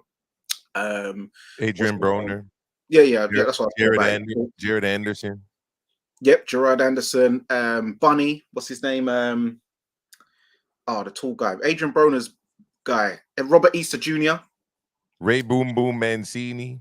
Yeah, so yeah, a lot of fighters from the Midwest, got that Midwest style, catching. As Base said, yeah, he does eat a few shots, but I think that helps him get his offense off, because if you think about someone like Shakur now, later on in the card, he's a bit too defensive where he ain't able to step on the gas and go through the gears, where Abdullah, it makes for a more engaging and exciting sort of sequence, the way he's able to put his punches together. Obviously, as he gets through the ranks, bigger punchers and people are able to, slip and slide and, a bit more skilled than that, he will have to tighten up his defense. But I think he will. He's learning, he's 20 years old. But yeah, very good prospect. I like the finish. Turns his punches over very well. Also, regarding Oshaki Foster, first of all, I saw that his brother, I think is his brother, lost on the card earlier on the night as well, William Foster. So yeah, it seemed like a bad night, but I think that they've been trying to rob Oshaki Foster for a while now. You saw they tried to rob him where he had to, get that come from behind TKO win out in Japan. So maybe there is some kind of agenda against Oshaki Foster for whatever reason, to try and get the belt off him, because Conceição is not the guy you really, normally when you sort of bump fighters, it's normally a fighter who probably has a higher ceiling, sales or something like that. But Conceição, as you said, Base, Portuguese, there's not really a market for that, especially not out in the Americas. So I'm not sure why they chose him as the guy, but it's just like they wanted to take the belt off of Oshaki for some unknown reason, which is unfortunate. As you can see, he was heartbroken. He's thinking, now my next fight, my wages is going down. It doesn't even seem like he had a rematch clause in the contract, why he's having to basically argue, I want that fight next on my last fight. So it doesn't seem like he's got that in the contract. So it seems like he's been done over here. So something bad's going on, and I feel really bad for him. Yeah, but this is where you have to get like a solid management team, or you really have to learn the business side of boxing. You have to learn what you're signing to. There's a point where everyone can turn around and start blaming each other, but sometimes the fighters need to take a little bit of accountability and read what they're signing, not thinking, okay, I'm going to get this massive payday, I'm not going to read the rest of it. Read what you're signing, because at the end of the day, you're the one that's signing your life away, and then you can't sit there and moan later because things didn't work out, especially if it was written in the contract. I'm just not understanding this whole pro. By the way, he's not Portuguese; he's Brazilian, but pro Brazilian boxing bias. It's like, first of all, boxing's not even that popular in Brazil. Like the biggest fighter prior to Conceição that come out of Brazil was Acelino Popo Freitas, who fought Cosa Maior in those battles, and who, for whatever reason, Floyd Mayweather never wanted to fight. Since then, they've had Patrick Teixeira, who kind of got an upset win for a world title and had a very relatively short world title reign. You see a lot of these journeymen going from Brazil over to the UK to get knocked out. A couple have made their way over here to the US. There isn't really a large Brazilian expat community in the United States compared to, I don't know, like pretty much most countries in America, Jamaica, Mexico, Cuba, Dominican, Venezuela, Colombia. I just don't see any reason why they would be doing like this subterfuge to promote Conceição. I just think it was a bad decision. End of story. I don't know, maybe I'm missing something. I'm just not seeing all of the conspiracies on this one, because none of it doesn't make sense. Because honestly, you put Foster in there in a unification fight with Lamont Roach, that's a bigger fight than Conceição versus Lamont Roach. But with the Brazil, they've got beat. Danny, one second. Just before you carry on, one thing I would say about that: if you've got Conceição against Lamont Roach, that's a much cheaper fight to do, and it's a unification. So, in budget-wise, that could work a lot better in your favor. Yeah. Yeah, Brazil, they've got Beatrice Ferreira as well now coming through. What are we talking about? The difference between like $300,000 and $400,000? It's not like these guys are getting paid astronomical figures. Oh, I'm being serious. I mean, what do you guys think Oshaki Foster made last night? Like, I don't know. I'm not low pocket six watching. figures is my guess. I mean, Conceição made even less money. I mean, it's not like we're talking about. I don't know. I'm all for the conspiracy theories because a lot of conspiracy theories actually end up being correct. I mean, they said, if you didn't believe that Iraq had weapons of mass destruction, you were believing in a conspiracy theory. No, the conspiracy theory was what the other people were saying, not what us saying that they didn't have it. So look, I've always been about anti-establishment narrative. Same with Assad in Syria, with what he was accused of doing, or Gaddafi in Libya. I could go on, but I'm just not seeing any kind of conspiracy that makes sense to wreck Oshaki Foster to promote Robson's Conceição. I'm just not seeing it. No, it's not that. I think they've got something against Oshaki because you've been trying to do him on the cards a few times. But that's hopefully he gets a rematch. If he hasn't got in the contract rematch clause, then hey man, he needs to sort, as October Red said, then he should have. So it's got to be some liability of looking at your management and your clauses of things you're signing, because as a champion you should always try to get a rematch clause, because you never know what's going to happen. No, you don't. Yeah, you never know. And regarding Shakur Stevenson, funny enough, me and you, Maestro, we was talking literally a couple of days ago. You know, you were saying that he's a big ticket seller, because I said the problem I feel with guys like Shakur Stevenson and who was the other fighter we were talking about? Because I'm saying the problem is they're struggling to find themselves a fan base, because Shakur, no, it was someone else, because Shakur tries to play on this Puerto Rican thing, but the Puerto Ricans ain't getting behind him like that. That's it, Teofimo Lopez, because he goes down this Honduras thing. He's boxing for Honduras. Then he ain't even from New York like that, but then he tries to rep New York. Now he's saying he's Spanish, and he's having the ESPN people put up the Spanish flag graphic behind his name and the ESP abbreviation beside his name. He only fought for Honduras because he didn't make the U.S. Olympic team. So as with that, Shakur, his last two fights stinkers. I'm so glad that I didn't stay up for it. I watched it today though, and I was like, he's moaning. He's saying, Harutunin had his track shoes on. I was thinking, I watched the fight. No, he didn't. He was standing in the pocket, taking shots. And Shakur, if you're talking about, his track shoes, what can I do if the man don't want to fight? Well, what your last opponent could say that about you. You didn't really come to fight. You was literally running and ducking. You was chipping like shots of fire. Dani, I'm so happy you mentioned this, because he was complicit too. Because at the end of the day, and I know you saw this, he's in the southpaw stance. Artem's in a orthodox stance. He's moving Artem back, right? And Artem is moving to Artem's left. All he had to do was close off the escape, pivot to the right a little bit, throw a right hook, throw a left hand. He was complicit in letting him circle out. He wanted to occupy center ground and box his way to a 12-round unanimous decision. There was no urgency to close off the escape routes, to really punish Artem when he was getting Artem towards the ropes, and to try to finish the fight. I didn't see it. Did you see that? No, I didn't see that. He's saying, when I go back to the gym, I'm going to work on cutting off the ring. You know how to cut off the ring, Shakur. You're a very experienced amateur and pro. You know how to cut off the ring, because you cut off the ring very well against Mr. Semper Fi, Jamel Herring. So you didn't want to cut off the ring. You're very safety first. There's something suspect about you, man.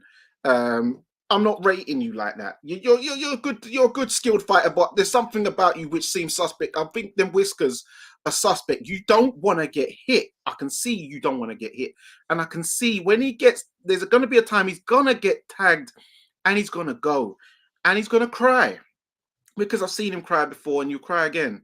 There's some, you're going to become a free agent, and you're not going to get the deal you think you're going to get. You should have took the 15 mil, because if you think you're going to get 3 mil a fight or 5 mil a fight, you got another thing coming, sunshine.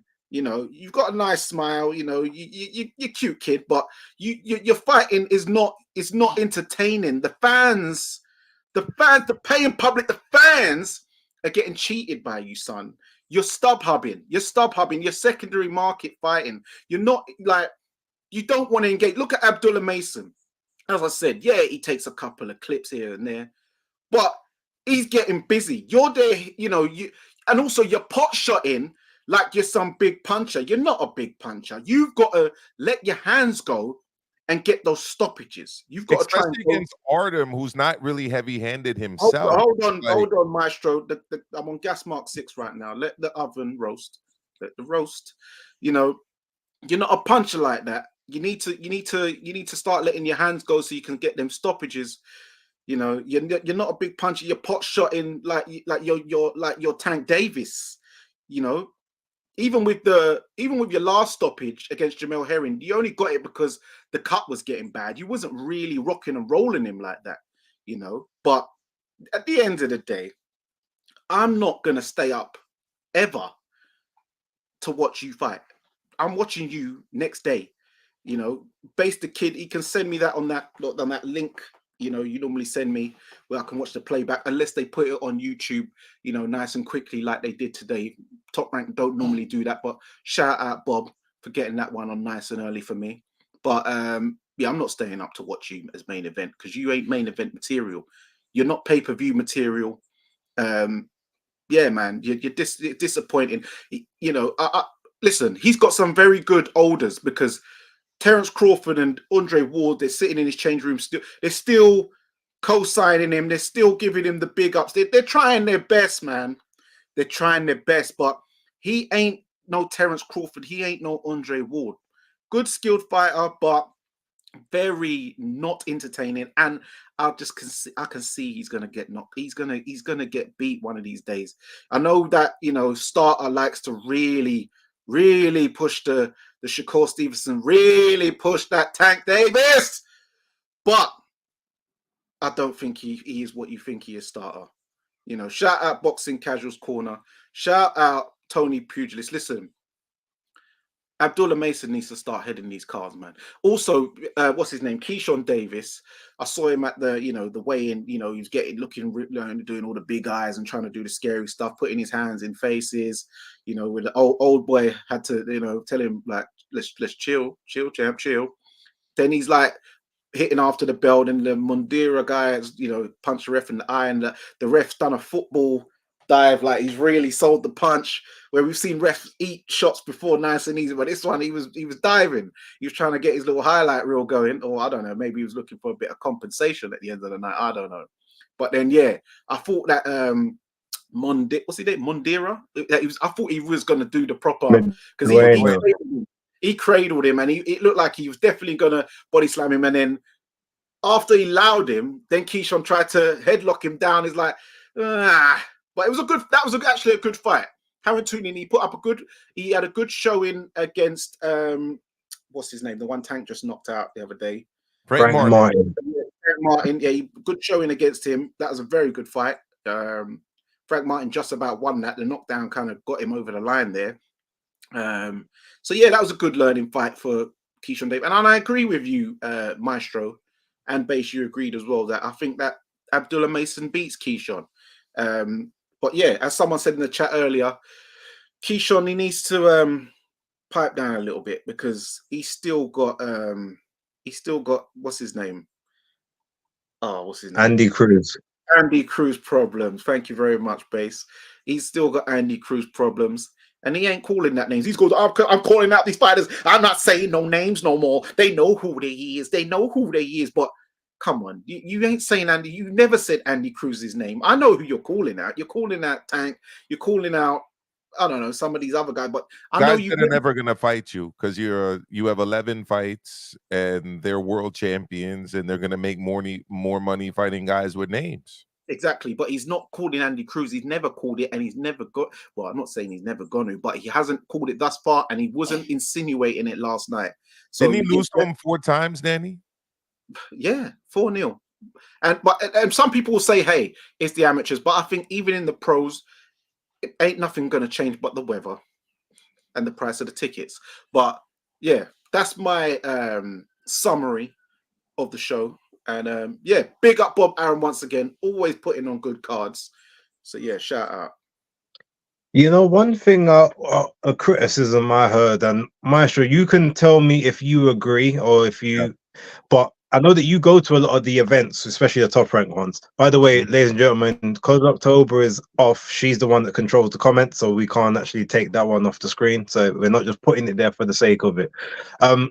But you go to these events, right? And a lot of criticism I hear, especially on the East Coast, like, you know, those areas, is that top rank cards finish way too late. Main events be coming on way too late at night, 11:30, 12 o'clock sometimes. You're normally there. Like, do they? I heard yesterday was actually a quicker. They actually got the main event on around about sort of 10:15-ish. So is that something that they have to work on moving forward, or is that like, or are you happy with the times at the main events?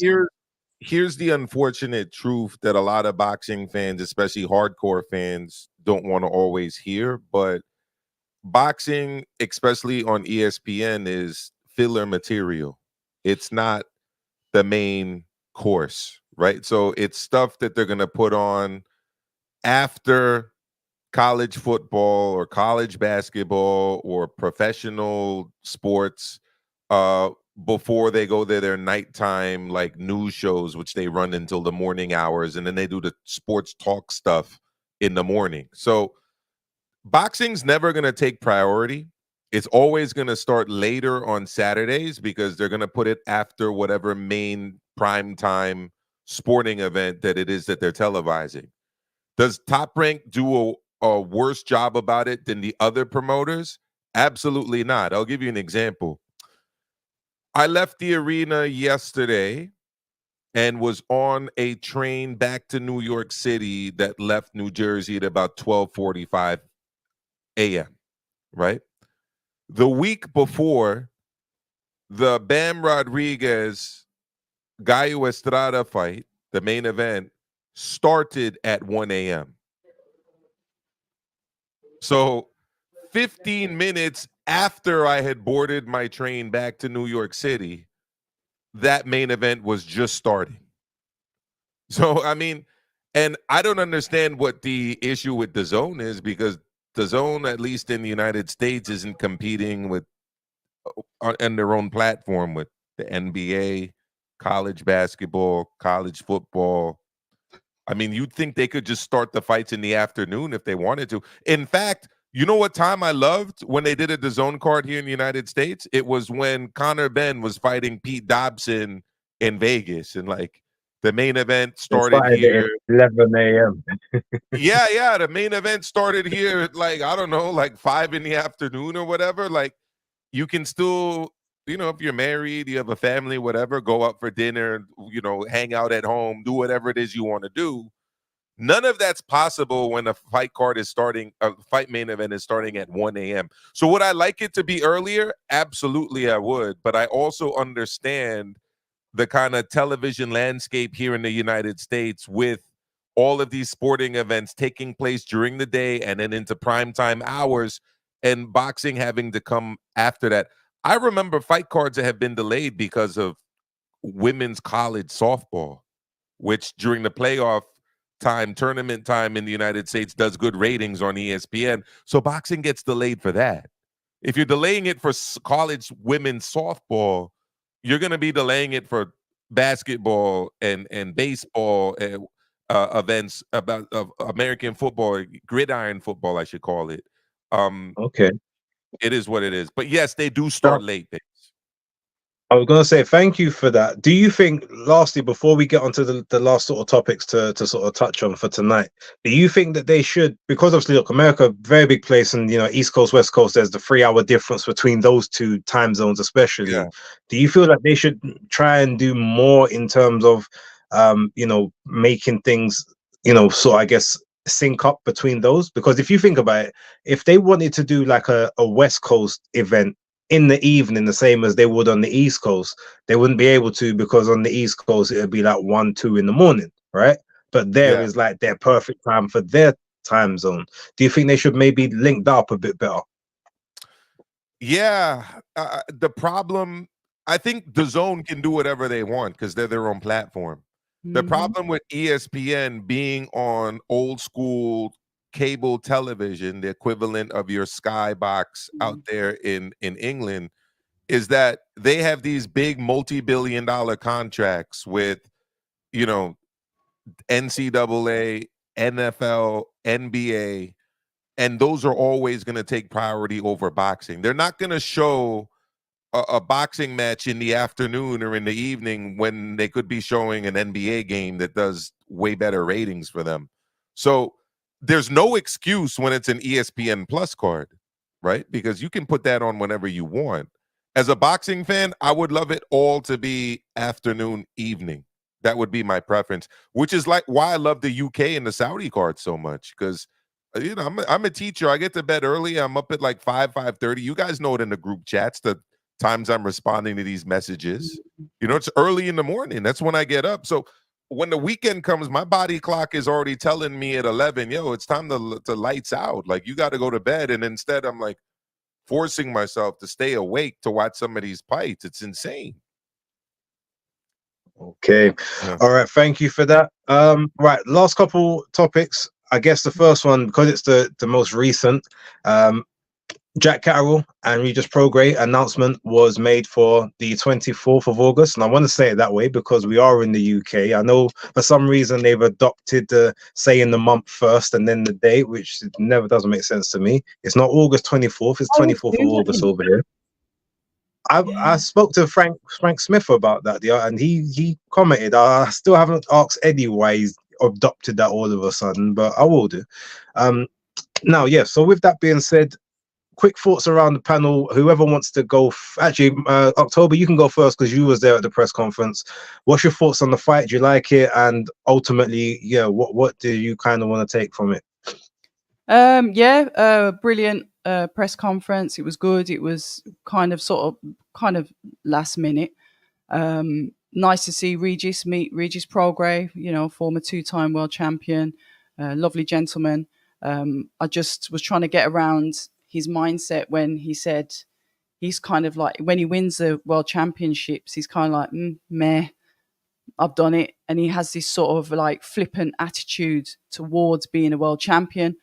Therefore, he loses it and then he goes back and does it again. It's just, I was just trying to get around like his thinking, his way of thinking and why he does that. But equally, even though I might not agree or understand with why he does it the way he does it, it makes him more hungry coming in this fight, because obviously the carrot at the end of this fight is to put them both back into, you know, world title fight contention. Jack Catterall, you know, lovely, good trainer. It's a good fight. And I think Jamie Moore quite rightly said in the press conference, yeah, he's 35, you know, but I still think he's got more left in him. So we can't like go into this fight and think that, you know, because he's had this many fights, he's this age or whatever it is, we really can't overlook him. So yeah, I like the fight.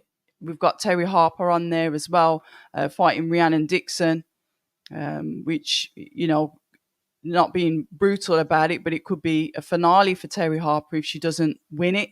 And obviously Rhiannon Dixon is the up and coming.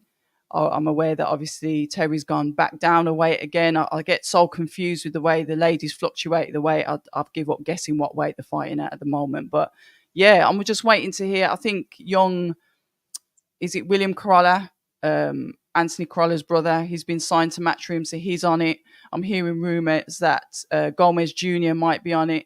Eddie's telling us that there's going to be, you know, potential another good fight on it. So I'm just waiting to see how the card's built, but I'll definitely be going to watch that fight. Campbell Hatton's going to be on the card as well, for whatever that's worth. Dani, what's your thoughts? Yeah, good fight. As we, myself, October, yourself, Base. We was at the World Resorts Arena when the fight was announced. When Tyler Denny defended his European title against Felix Cash. And I thought, yeah, that's a good fight. I thought it was going to be another fight for Cattrall, but hey, this is a good fight, and it's going to be the first boxing fight at the Co-op Live. Co-op Live Arena, which is 23,000. It's nice. The biggest capacity indoor arena in the UK. So hopefully I will be there to see that, because that would be a good thing to witness. And yeah, the Rigaroo, shout outs to you, October, for the interview. I like that, even the pictures, he's looking at his kicks and stuff like that, showing the chain. So yeah. I didn't like the shoes. I don't like those stiletto boots that the guys are wearing, because I was confused. I was like, what are they? He's quite short, so I think he just wants to be a bit. I ain't bothered about that. I ain't looking to date him. I just want to watch him fight. Do you know what I mean? I don't care about that. Well, the light skinned brothers, they like to. And I definitely don't business about them. So next. Yeah. All right. But yeah, Jack Catterall, coming off a good victory against Josh Taylor. He, we thought he all deserved to win the first one. So yeah, he's got the momentum. I believe I didn't. Jack Catterall wins this on points. Yeah. Yeah, I think he wins it on points. I know the Rigaroo, he's talking about when I'm champion.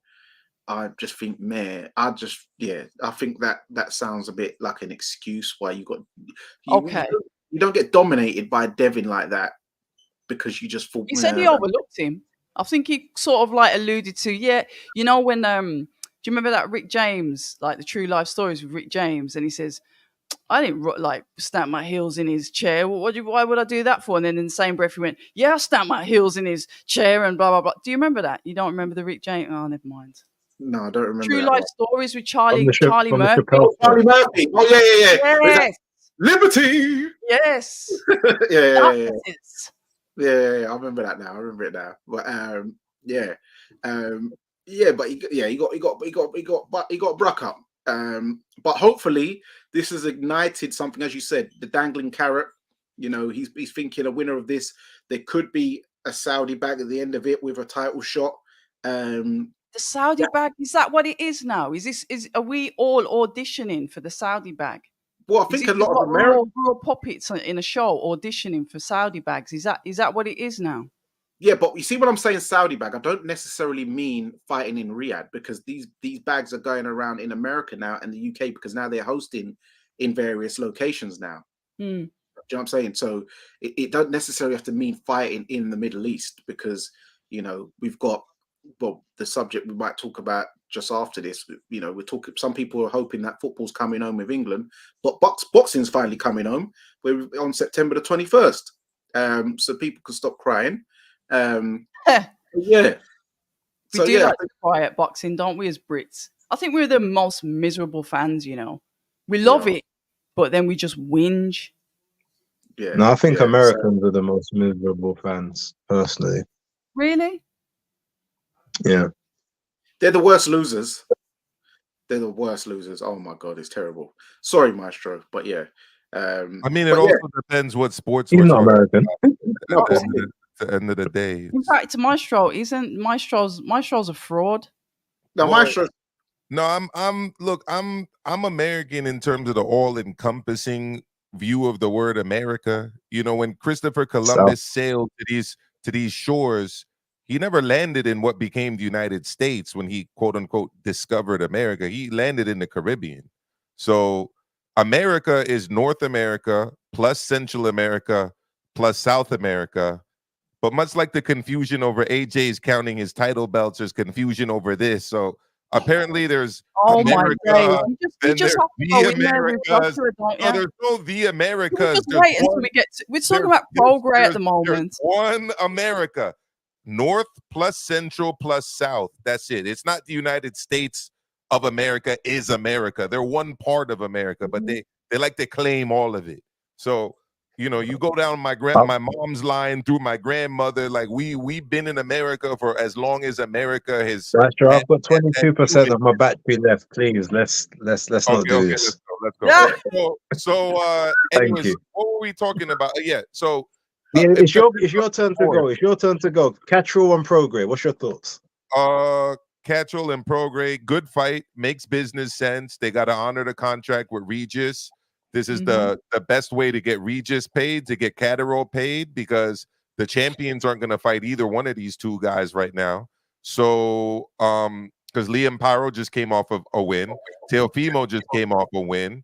Isaac Pitbull Cruz is fighting in August, and Devin Haney just vacated and is now in recess, and Sandor Martin is going to be fighting Alberto Puello for the 140 WBC. So the title belts were not available for these guys. Yeah. So this is the best fight that they could have done for Catterall, other than maybe putting him in against Josh again. But that wouldn't have sufficed to get Regis paid, because he has contractual obligations Eddie does to Regis. So you put these two guys together, you put it at this new arena in Manchester, you sell it, it does viewing numbers, everybody gets paid, everybody's happy. Now, as for the X's and O's of this fight, I used to rate Regis quite highly. I stopped rating him highly when I thought he lost to Danielito Zorrilla. I thought Zorrilla actually won that fight, and I was actually dumbfounded by the fact that Regis kept moving in the same direction over and over and over again, missing his jab by a meter and a half, 2 meters at a time. It was embarrassing. Go back and watch that fight. Like, you keep moving in the same direction over and over again, missing the same punch over and over again. Move the opposite way and throw your left hand. Like, it was insane to watch. And by the way, I thought Danielito actually got a knockdown that wasn't scored in that fight. And I thought he won that fight close, but won it. Should have won. Flash forward, he gets shut out by Devin Haney and gets dropped by Devin Haney. When's the last time you've seen Devin Haney get a clean knockdown like that? Twice. 2019. A while ago. And he got it against Regis Prograis in his last fight. Regis didn't win a minute of any round of that fight. So who do I think is going to win? Catterall is going to win. Catterall is on the ascension. He's ascending. And Regis is on the decline. So contractual obligations, they get paid, fulfilled. But I don't think Regis is winning this fight. And in terms of where the guys go after this fight, I don't know if Regis will still be signed at Matchroom after this. I doubt it. As for Catterall, fam, you take Catterall to Australia, you try to do that. I don't think they'll do a cross promotion necessarily to get the winner of Puello versus Martin, because Martin is signed to Top Rank, Puello's with the PBC. But I think the logical move would be a Catterall versus Liam Pyro after this fight. That's a good fight. Yeah, look, it's a decent fight, a good fight, best that they could make, and given the circumstances. I'll keep it short. That's pretty much my thoughts on it. And when it comes around, I'll do my usual sort of analysis and prediction, see if I get it right. Not sure if I'll be in attendance, but if I can make it work, I'll go there, same as the rest of you guys. Cool. Now, last one, because I've got 20% left on my battery. We have to talk about. We are on the vacant. Well, no, I guess it's no longer vacant. There is an actual IBF. No, there is an actual IBF champion, although there shouldn't be, really, if we're going to be honest. But Dynamite Daniel Dubois has now been given the IBF belt, and he will be taking on Anthony Joshua at Wembley Stadium.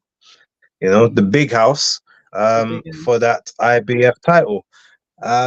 I know that, for purposes of champion, it's Dubois versus Joshua, but from purpose of the show, it is actually Joshua versus Dubois. He is the unmitigated A side in this event. Joshua. He's the champ. On the poster, it's Joshua versus Dubois. That's wrong. That's very disrespectful. It's disrespectful, but it's correct. The A side always gets the front of the poster, but Joshua will have to walk first. That is the one thing. He will walk first, even though Katie Taylor didn't when she fought Chantel Cameron in the first fight. But that's another story. But yes, all right, because this is Maestro's guy.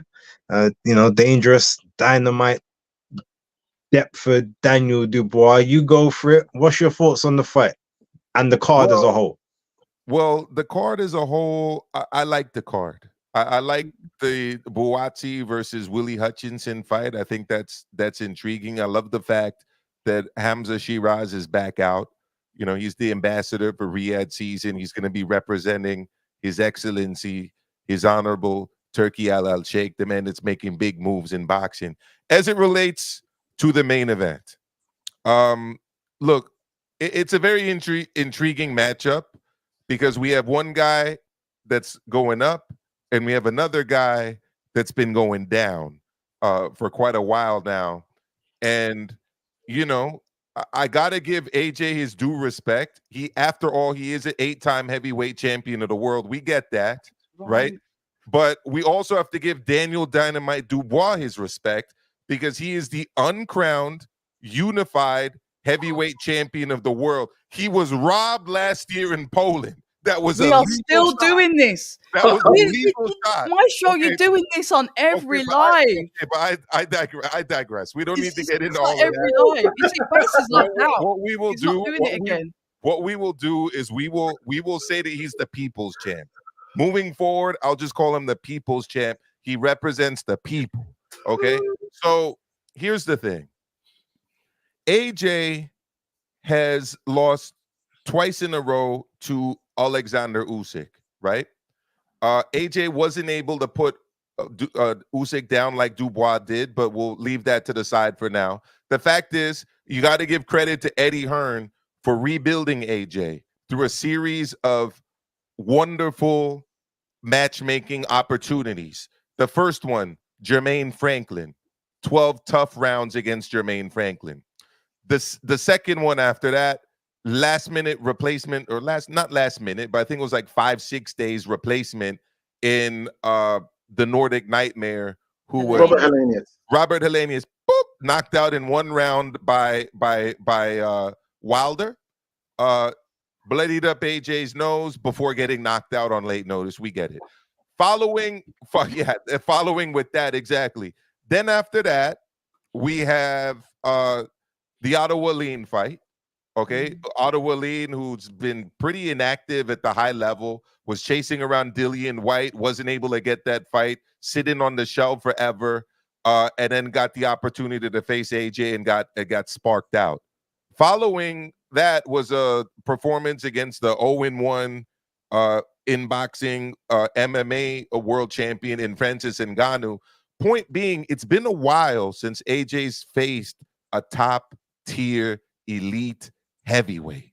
Now he's taking on the people's champ, the young gun, the guy that's on the rise right now, right? He's out in Brazil. He's sowing his oats. He's a new man. He's a new, and Don Charles has got in his head. I do like, right? Don Charles with him, yeah. And has got this dude brimming with confidence. And I'll tell you what, I love the confidence. It got me to be confident in him because I saw that stare down, and the young kid, the people's champ, he didn't back down. In fact, when AJ got up, he got up. He was ready to look right at him, and he said, "Who do you think you are?" He said that to the 8 times heavyweight champion of the world. Boy, this is going to be a good fight. I can't wait. October. Dani. Okay. No, October 1st. Go for it.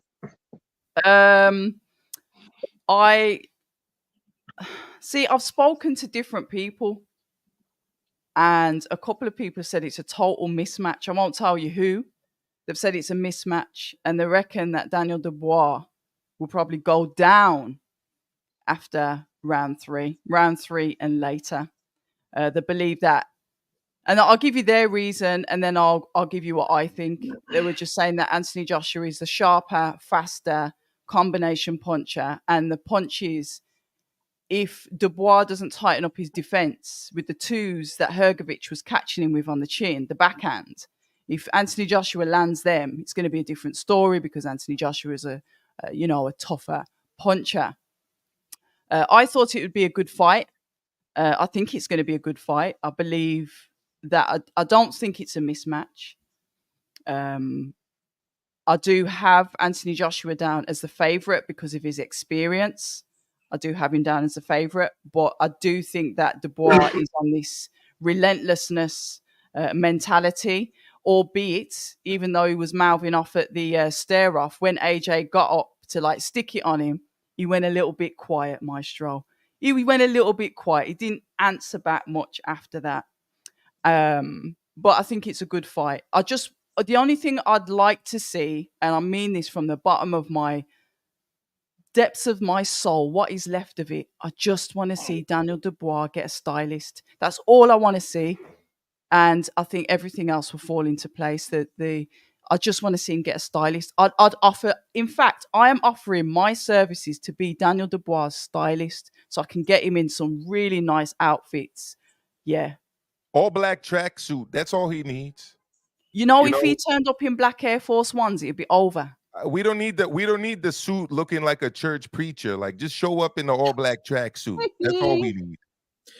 Yeah, but he prefers. I love October Red with the elegant way of sitting on the fence. It's beautiful, beautiful work, October. I've got AJ as a favourite. I have.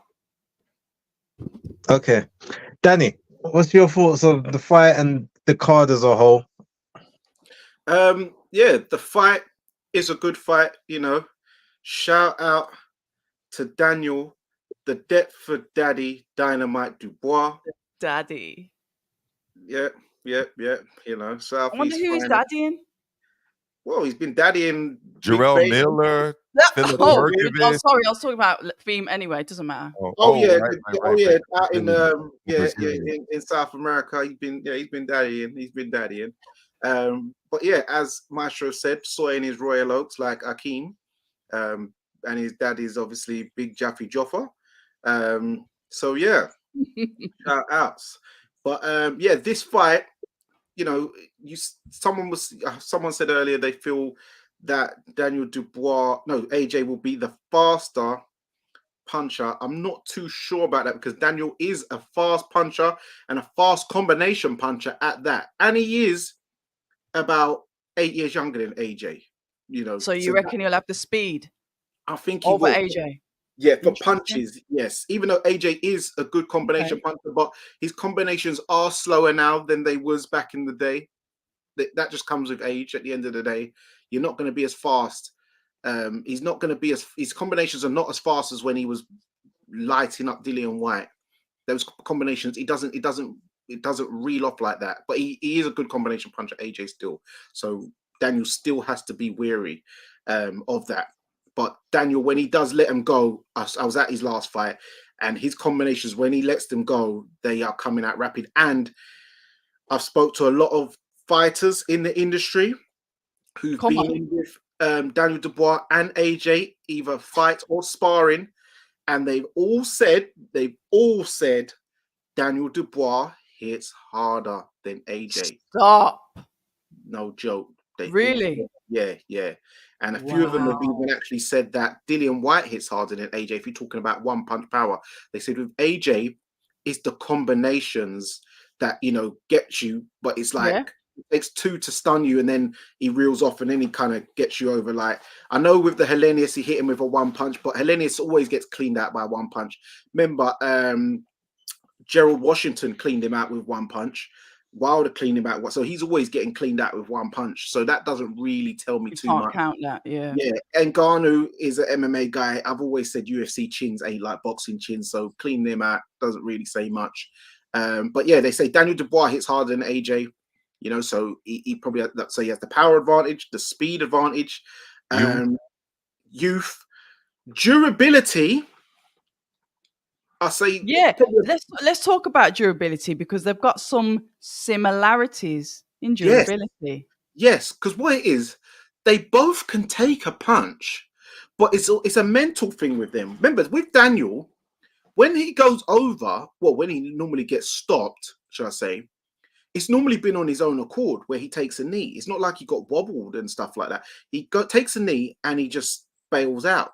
Whereas when he was taking punches, where finally Don Charles has got in his brain, he was able to take 330 pounds worth of punches from Jarrell Miller. He was able to take those big 1-2s and self-belief, donkey punches at the back of the head from Philip Hergovich all of a sudden. So it's all about mind over matter. Same way with AJ. You didn't see he takes a good punch. Yeah, Klitschko dropped him, but Vladimir Klitschko is a massive puncher, and he got straight up and he got straight back in. He's taken big punches from Dillian White, loads of punches, even well, not Andy Ruiz. Well, yeah. Some people say he quit in that fight. I don't say he quit, but some people say he quit. Well, I think he was confused about what was going on because he was clearly concussed. Yeah, he was concussed and he didn't respond the way he needed to respond, which is why Carl Froch keeps getting onto him. But that's another story. Yeah, Carl Froch says he quit.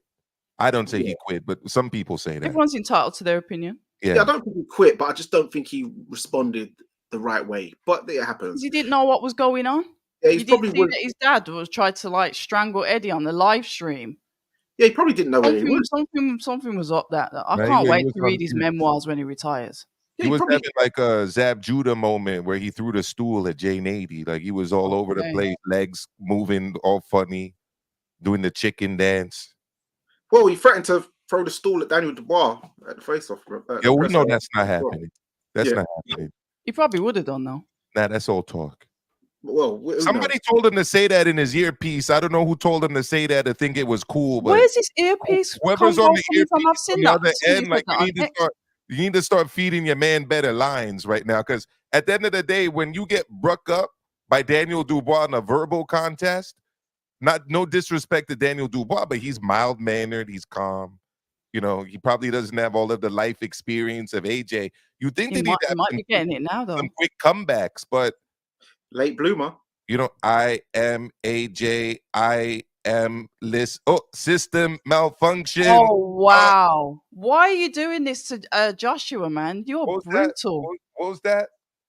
It's like Sleepy Joe Biden with the earpiece debating over here. These debates. You are taking a mic. Now you're taking a mic. Now you're comparing Joshua to Biden. That man don't even know what planet he's on. Quote over, moved right. Wow. President Biden, sit down in that chair. I know you want the boss to win, but you're mocking it now. But yeah, let me just finish because we have to remember. Base is looking at his battery crying. Base is on a timer. So as far as the fight's concerned, I can't actually give my prediction on who I think wins, but I will say I feel Daniel Dubois has a very good chance of winning this because it is more mind over matter with both of them. Both of them have now come through adversity mentally, and they are on a good trajectory. Both of them mentally. So this is going to be. I don't think it's a mismatch. No, it's definitely not. It's a battle of the minds going into this, and a lot of it will be down to the teams. Ben Davison and Don Charles. You know, big up Don Charles. Do you know what? I'm gonna go with South London. I'm gonna go with South London. I'm not gonna cheat you lot. You're going with Daniel. I'm going for the Deptford Daddy, Daniel Dynamite. Daddy. Yeah, I'm going with him. Yeah. Also on the undercard, just say London. Yeah. Watford's not London anyway. Just say you're going with London. You need to say South. Hold on. Also, a big up man like Joshua Buatsi. Senna.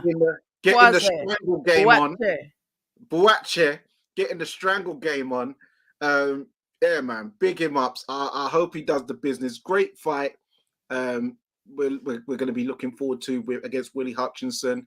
And big up Tyler Denny. Come on. The Blade. You know what I mean? The eye collector, I call him. Against Hamza Shiraz against the ambassador of Riyadh season. So yeah, big ups. Okay, well, look, ladies and gentlemen, there you have it. All the predictions, all of the thoughts. October, there is a super chat which you haven't got around to. I think it's just right to at least put it on screen for the people. just so they can, the Oh, person gets apologies. their Sorry, shout out, Leonard. Leonard Sterling.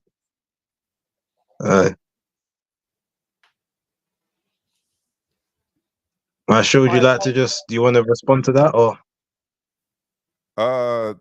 Hey, Maestro, question mark. What's the question? I think she's saying, before because you AJ. said he was inactive, so I think they're saying, hey, Oh, I said, Maestro, oh, like, no, I didn't say it was just, I meant inactive at the elite, like, world-class level. Yeah, he did say that. Yeah. I mean, okay. At the end of the day, who did he fight? He fought Travis Gassiev. Kaufman, Dominic He Brazil, fought Kaufman, Brazil, Rydell Gassiev. Booker, right? I thought he lost to Kamil Sokolowski, but yeah. He fought a Turkish guy too. I forgot that guy's name. Murat Gassiev is Russian. No, I'm talking about the other guy, Olguin. No, Gassiev was world class at cruiserweight. He was never a world class heavyweight. No, he fought him in Turkey. Yeah, that's why you may be getting it mixed up. Oh, okay. I thought he fought a Turkish guy too prior to that. But yeah, he fought Murat Gassiev in Turkey. I mean, Murat Gassiev has a sum total of 0, wins at the heavyweight level that are of note. Like literally 0. He's done nothing in the heavyweight division of note since moving up after he lost to Usyk in a very good fight, lost a 12-round decision. Yeah, I don't know. I agree with what I said earlier. He was fighting, but he wasn't fighting on any kind of approaching world-class level prior to fighting AJ since the Fury fight. So that's what I meant. I didn't mean he was like inactive, not fighting. I meant inactive, fighting at a high level. Because he was waiting for Dillian White. Remember, he was running around trying to get a Dillian fight. Dillian agreed to sign him, but then Dillian, what's another word for pulled out? Exited? Well, he got injured. Yeah, injured. Yeah.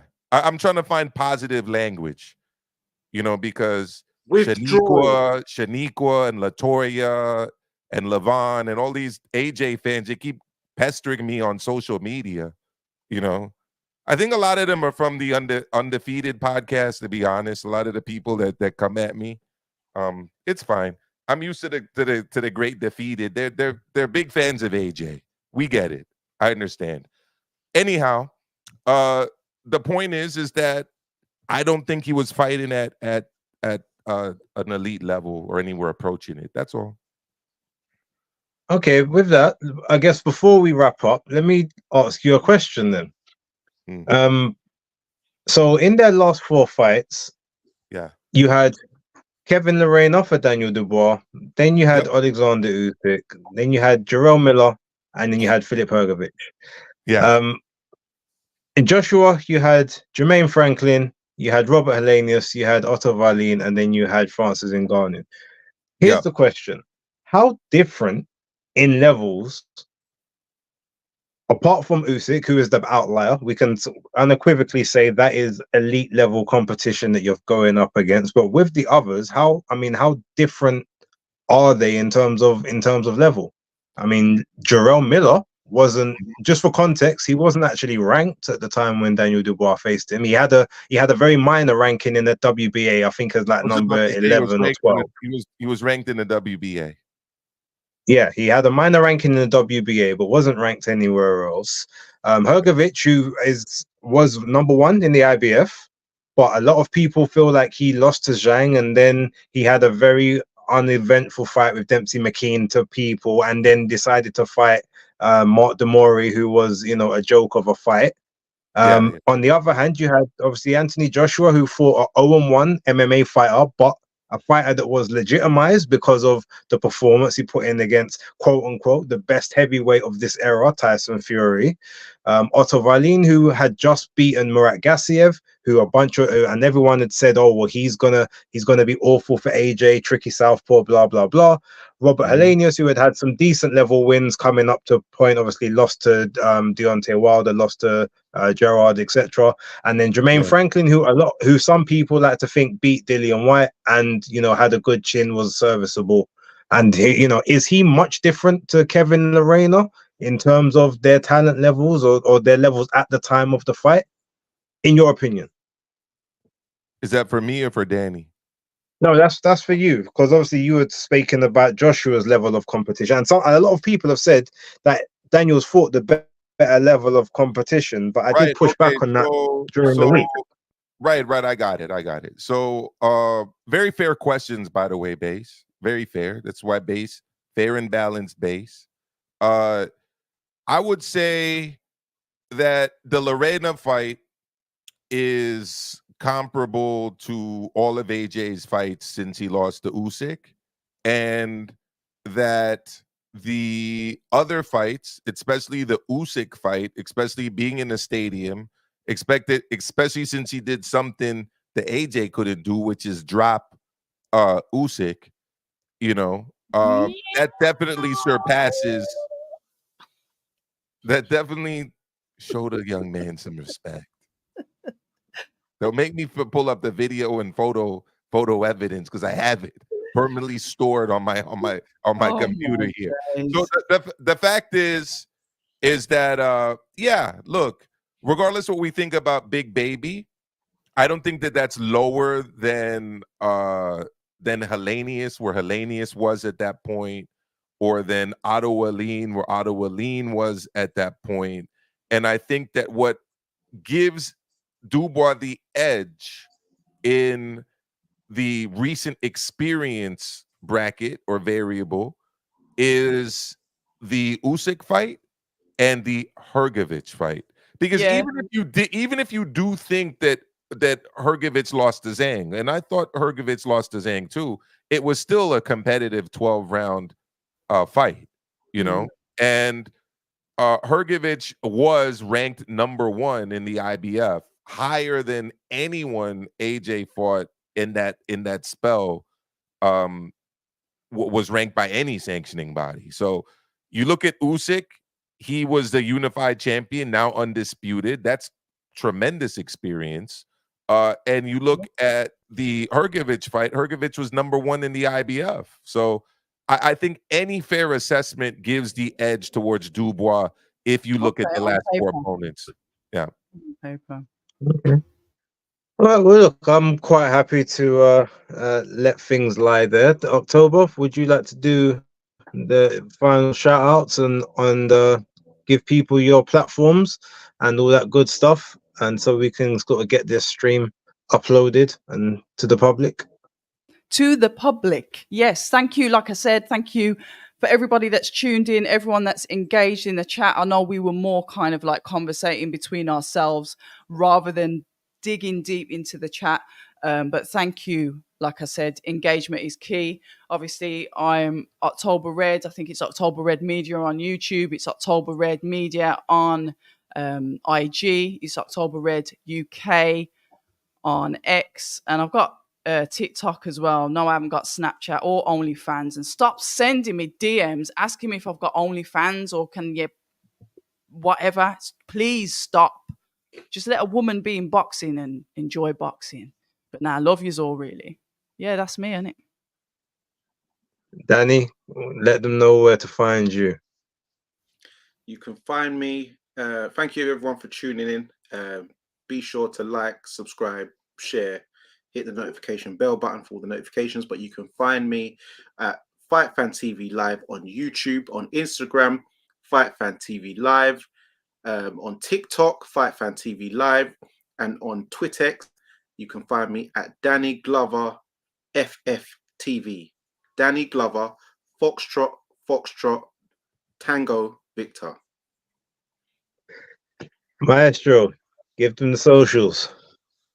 Yeah, so big up Base. Excellent job today, brother. You held it down. The transitions from topic to topic, the questions. Smooth. Very, just very that honey slipping down the back work. of the throat. Smooth. Top tier work from my man Base. October Red, I learned something new about you every time we get on these lives. And Danny has seen the light, and I'm not giving myself credit for this. Look, the light is there. You just have to open up your door and go out and look at it. All right, because Daniel it's Dubois very is clear a what's light. happening in September. It's The like that un- thing in House Party. I see the light. there I you go. see the So, light. where can you find me? Tagline is right there. Maestro A. You type in Maestro A in YouTube. You see it. You go to my socials. Maestro Amilcar. Amilcar is my first name, and I'm proud of it. I like that name. And yeah, you can find me there. I'm trying to push people over to my Patreon. I'm putting a lot of content out on my Patreon now, especially when I go out of fights. There's different tiers of Patreon membership. YouTube doesn't really put much money in our pockets, guys. I mean, we come on here, we do these lives, we give our opinions, we put ourselves out there, our faces, our opinions out on the internet, and YouTube takes literally 99% of any generated revenue that causes. So I'm trying to move people towards outlets that support. I'm still always going to do my YouTube, but it's an introduction to supporting on Patreon and other areas. And I'm very excited about what I'm going to be developing with 3 of my favorite people right here. October Red, Danny Glover, Basedakid. We're going to have our own channel. We're going to put this show out on that channel. And hopefully all of you that are watching, who obviously already hit the like button, the subscribe button, are going to go over there and like and subscribe to those videos as well. Right? Because this is only going to get bigger and better. And I always love this discussion. Great We should put stuff. a panel And on Patreon. maybe it might be an idea. We can Might discuss be that an one. idea, you know. Um, Yeah, we'll discuss it. Ladies and gentlemen, for me, on YouTube, Basedakid, the hardcore casual, as stated in the final presser yesterday, Fisher Babbage.